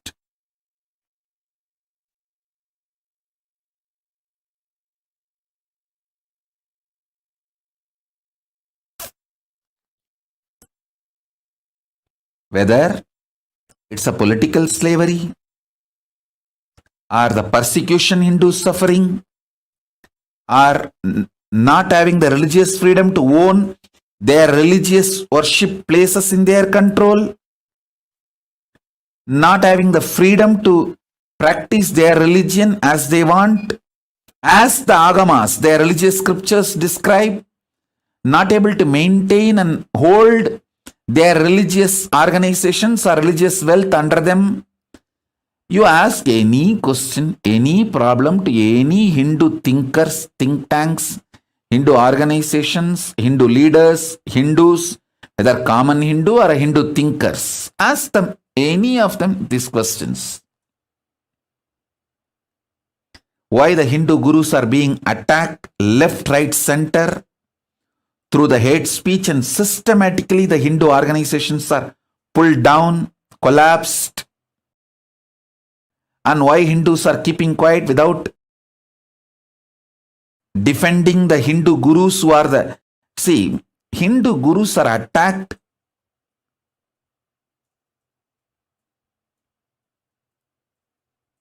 to destroy Hinduism. Please understand, the anti-Hindu elements, their goal, their aim is Hinduism. Because the Hindu gurus are defending Hinduism and promoting Hinduism, they are being attacked. And Hindus are not waking up to this truth. You ask any of these questions, this top 100 questions, top 100 problems. You list top 100 problems of the Hindus. Getting bullied in the cyberspace. So much of cyber bullying. All the major social media organizations are anti-Hindu. Racist. So much cyberbullying, racist attacks on Hindus. They don't have their temples under their control. Their gurus are being attacked left, right, center. Every day one guru is pulled down with false accusations, false cases, lawfare, hate speech, very systematically. List all these 100 problems and ask these questions. Everyone will say, oh, I am doing whatever I can. But others are not doing. What can we do? We need Hindu leaders who understand collective integrity truth. It is collective integrity which is going to keep the ship stay afloat.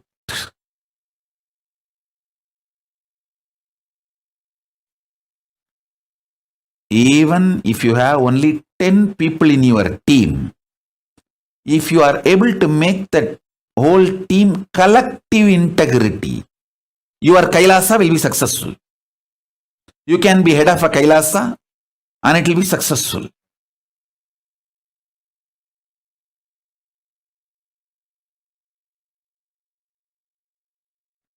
I tell you,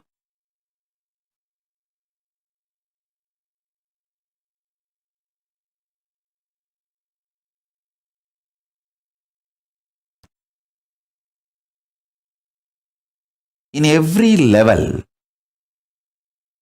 I have to do my responsibility.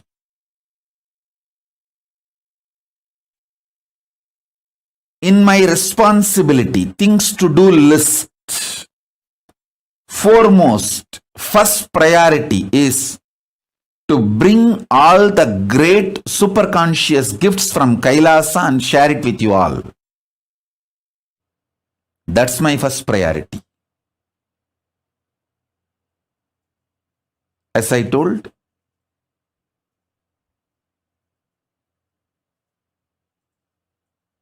strengthening your Divya Sarira with the right methodologies, making your body sattvic through yoga, right aushadha and sattvic food, making your mind sattvic and powerful through completion, unclutching, nirvikalpa samadhi, making your consciousness powerful by that sattvic Paramashivananda.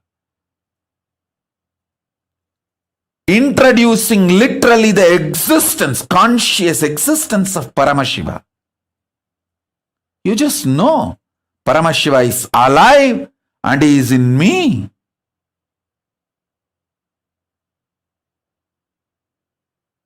He is sitting alive, blissful, with his broad Swarupa.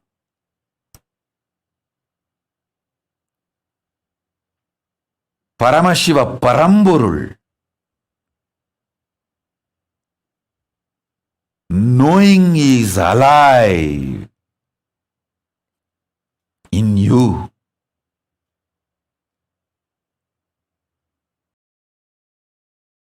Makes your consciousness sattvic.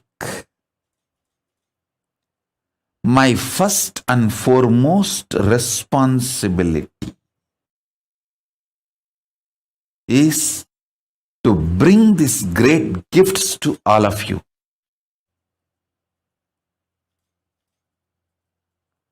And to bring these gifts to all of you and share it with all of you, making all of you enlightened and enjoy. This is my first and foremost responsibility, and this is my first priority. My second priority, second work is making all my Sangha, people who have given their life to me, making them understand the great truth of collective integrity. As I told,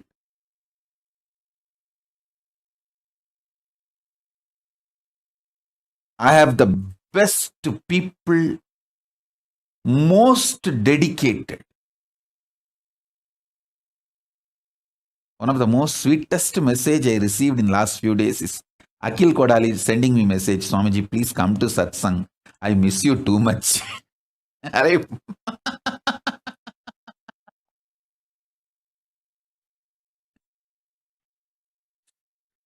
I could not control my laughter. Actually, this message from Akhil Kodali has put such a wide smile on my face. Hey, this fellow having so much romance and love.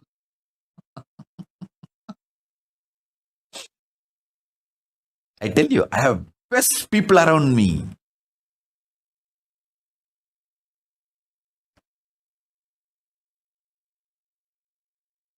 Akhil will give anything he has for me, will not even think he has given that to me.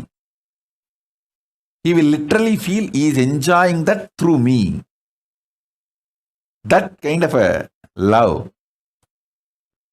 I have such highly integrated people. But unfortunately, all of them need to understand the importance of collective integrity. It is only the collective integrity which will keep the ship afloat, successful.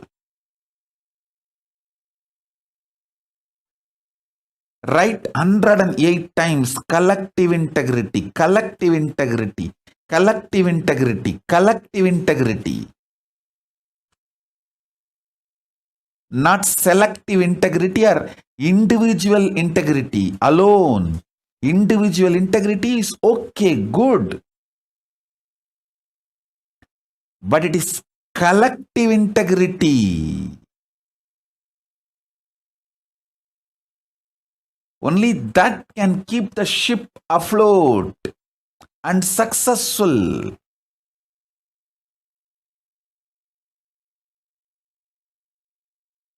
My second responsibility is making my Sangha, Kailasa, all the people who gave their life to me,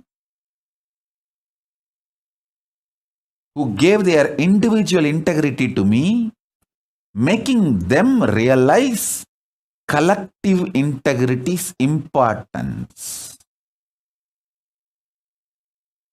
I think in all our ashram, in every room, we should put a small board beautifully. Collective integrity keeps the ship afloat, not just individual integrity. So, the people who are working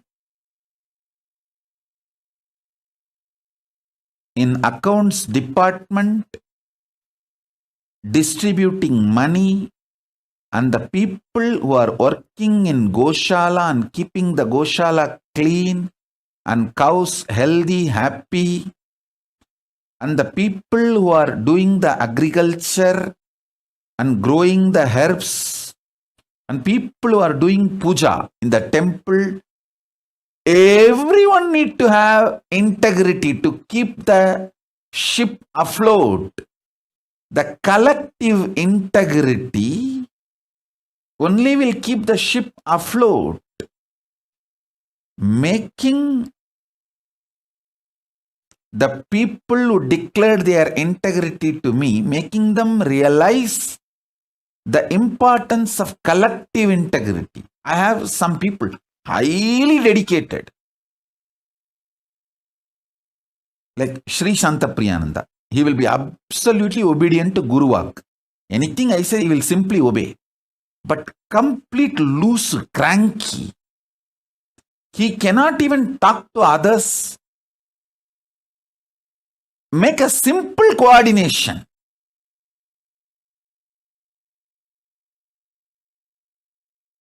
Even simple coordination he cannot do.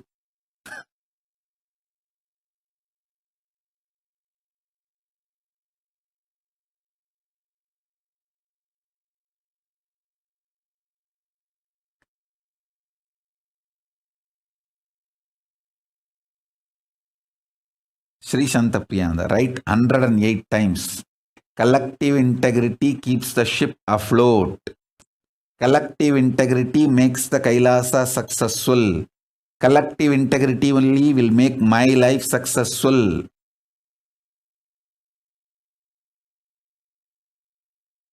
If one department fails,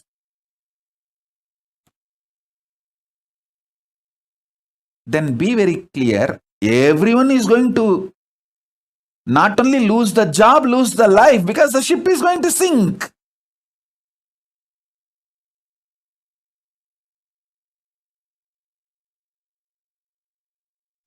In all our ashrams, all our temples, all our monasteries, all our gurukuls, we should have a clear board. Almost like every hall, every room, even the devotee's house where you are literally living like an extended Kailasa, you should put a board. It is collective integrity that makes your life and Kailasa successful.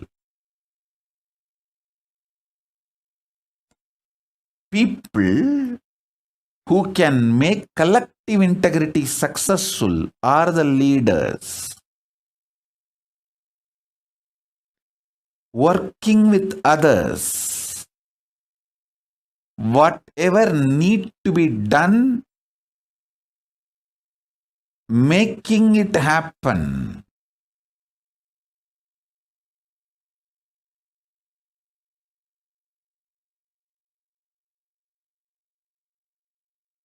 My second responsibility is teaching my Kailasa people the collective integrity. Third, my third work is making Hindus aware how they are being cheated, exploited, destroyed, hit, persecuted.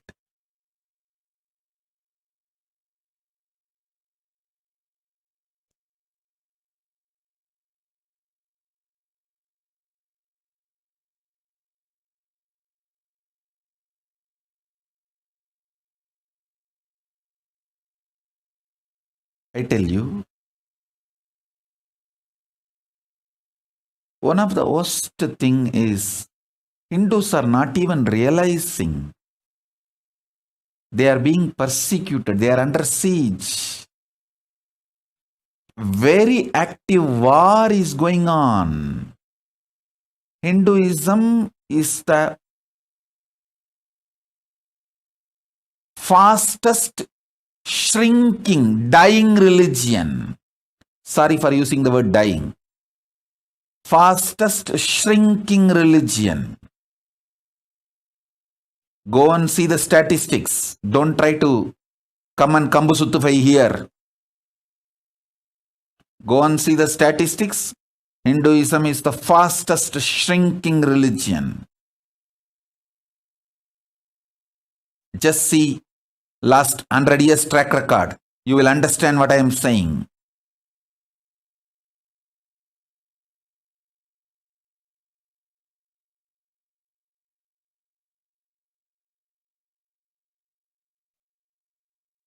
These three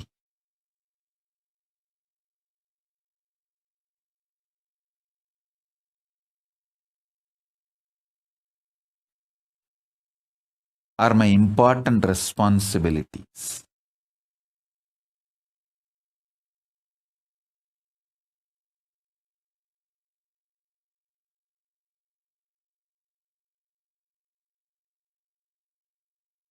Let me do my first responsibility.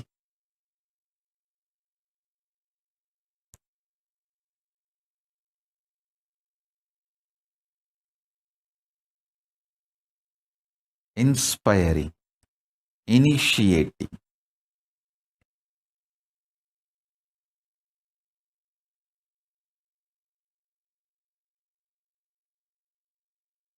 making all of you understand in every level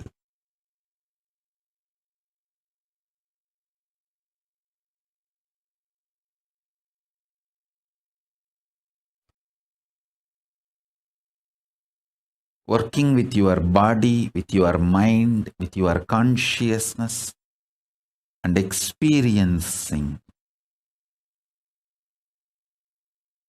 Divya Sarira, the divine conscious body.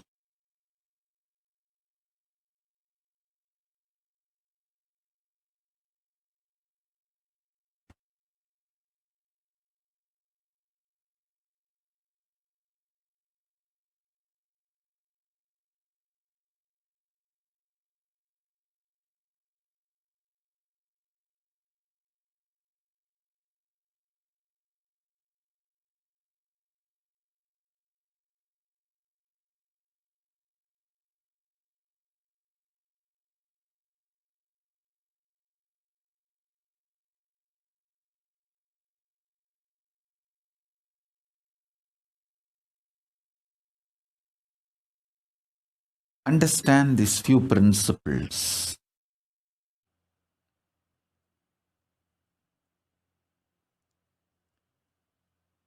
These few principles which I am going to share with you all now are like universal.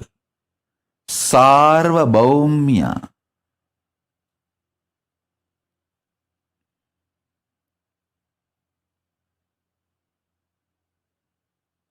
Vrataha. These are like universal vows, universal principles.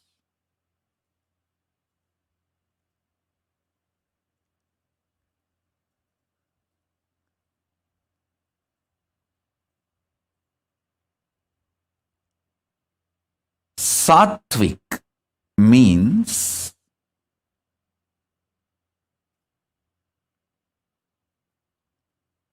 anything which awakens the qualities of consciousness in you, like extreme love, fulfillment. I tell you, when I manifest from Samadhi, the kind of the love and joy, excitement, intensity I feel, Actually, this withdrawing from the society, I am enjoying like anything. I am basically a loner. Enjoys is aloneness. I don't feel intimidated or disturbed by the crowd. Thousands coming. No, I don't feel disturbed. It's not that I hate people, no. But I enjoy my space, just being with me in samadhi.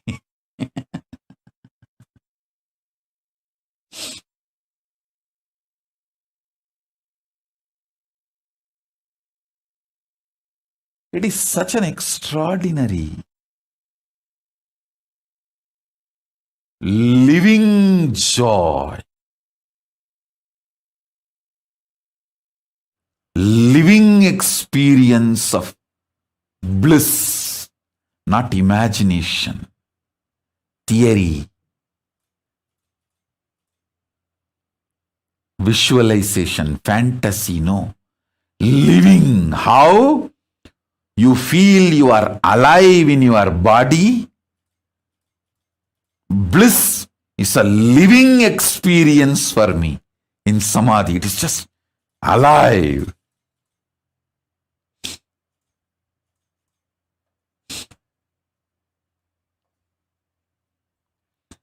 Anything infuses that bliss, alive, as living experience in you is sattva.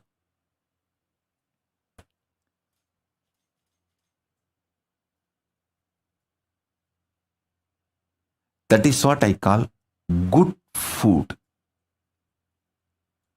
Good food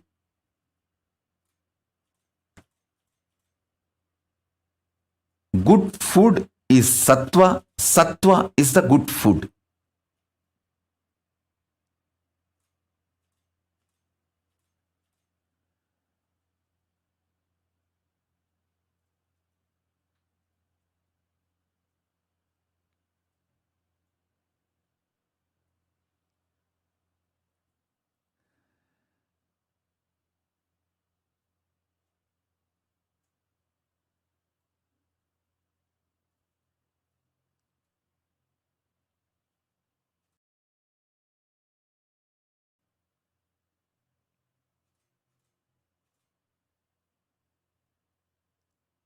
I am getting so many questions now, alive. The live questions. Bhushanananda is asking, Dear Swamiji, what more can I do to keep the boat afloat? Bhushanananda, first drop all your fears, delusion. Go back to Adi Kailash.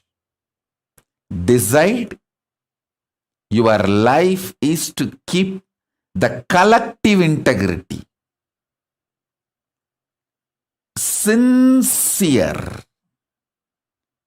decision, intention to keep the collective integrity is enough. That will inspire everyone. Please understand, anyone who lives in my Kailasa, all over the world, whether it is a Adi Kailasa or Salem or Biddi or Tiruvannama, anyone who lives in my Kailasa, naturally, they have declared their individual integrity to me. They don't need to be inspired. They need to see others are also working for collective integrity.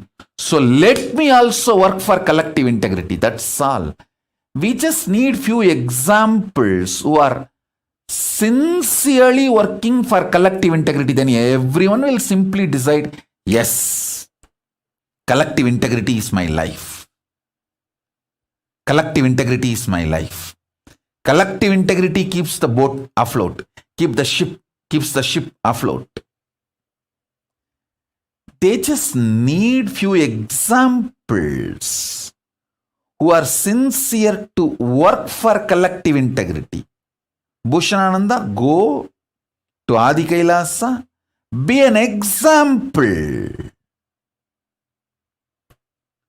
Through your sincerity, show that you want everyone to come to collective integrity, constantly holding the space, talking to everyone, reaching out to everyone, inspiring everyone, educating everyone about the collective integrity and how only collective integrity is going to make the ship afloat.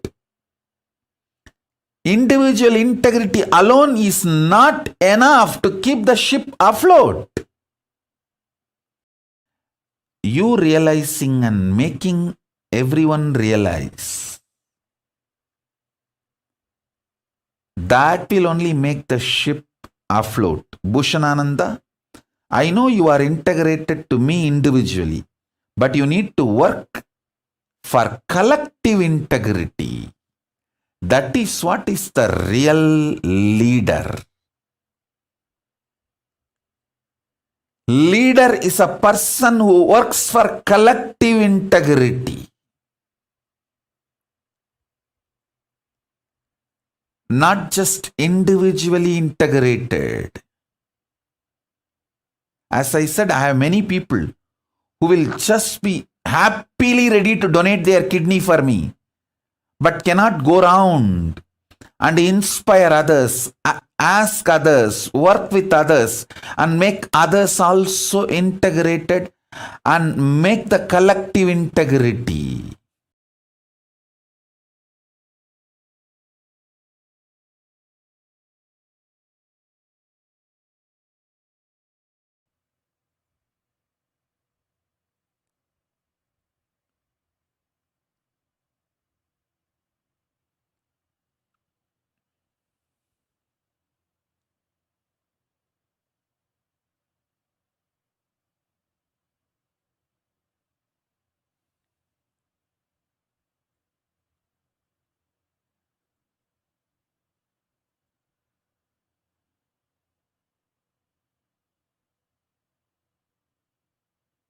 I'm just seeing all the questions, live questions. Everyone is asking, how can we make the collective integrity happen? Actually, there is no manual for it. You need to start working with people. You need to start listening to people. You need to start bringing completion with yourself and with people. You need to start building team. We have a clear process. Manifesting everyone's reality. That used to be the syllabus for Inner Awakening 4th level. We had Inner Awakening level 1, level 2, level 3, level 4, where everyone's vision, ambition is shared and everyone tries to help to make everyone's vision into reality. So that should become the ecosystem, the collective integrity should become the ecosystem of every Kailasa.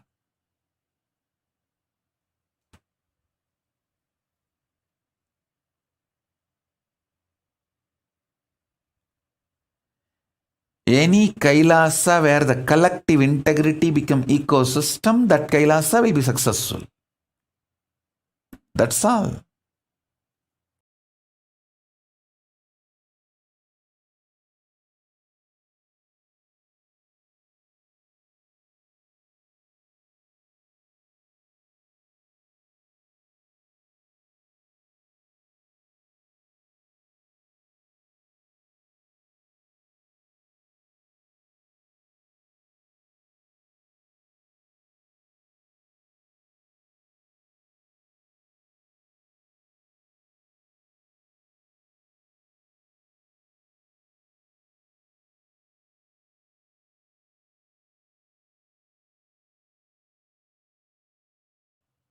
Maybe you can all think about collective integrity and have a Vakyartha Sadas about collective integrity. Not having collective integrity is the source reason and sole reason for all the problems of the Hindus. any Kailasa brings collective integrity as the ecosystem will be successful and solve all problems of Hindus. See, when a collective integrity is brought, everyone in the team will be successful. Everyone will be successful. Simple, super determinism to have a collective integrity brings collective integrity. That's what I am doing. How much I am attacked, abused from externally and even from internally, how many ways I have been attacked. But super determinism to keep the collective integrity, that made the Kailasa successful. Kailasa happened. That is making the Kailasa stay afloat and successful. Let's do Vakya Sadas on this and bring all your questions. I'll answer all those questions tomorrow in the next satsang live.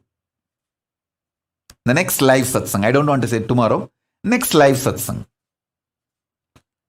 And also we will start the Parashakti, Paramashakti, Devi Bhava Darshan and Akashic readings.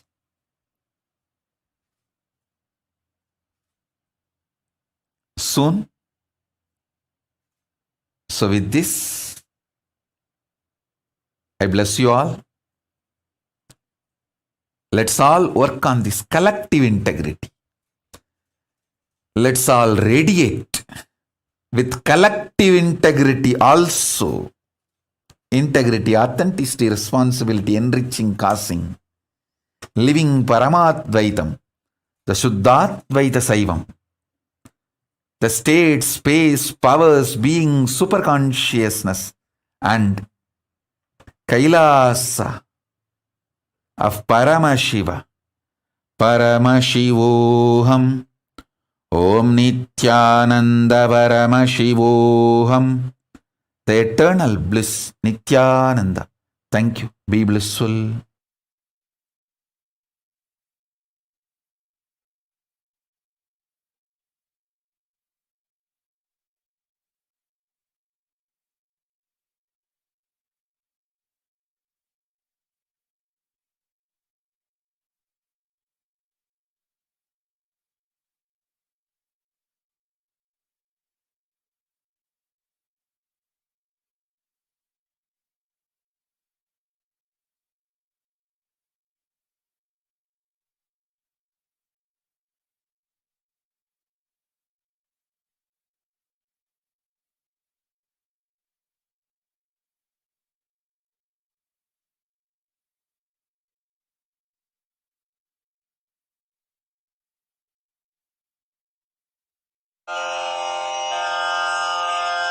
श्रीकैलासोन्नतद्वादशान्तश्यामलापीठारूढ श्रीमीनाक्षिसुन्दरेश्वरा भिन्नस्वरूप परशिवपुत्ररत्न Kumar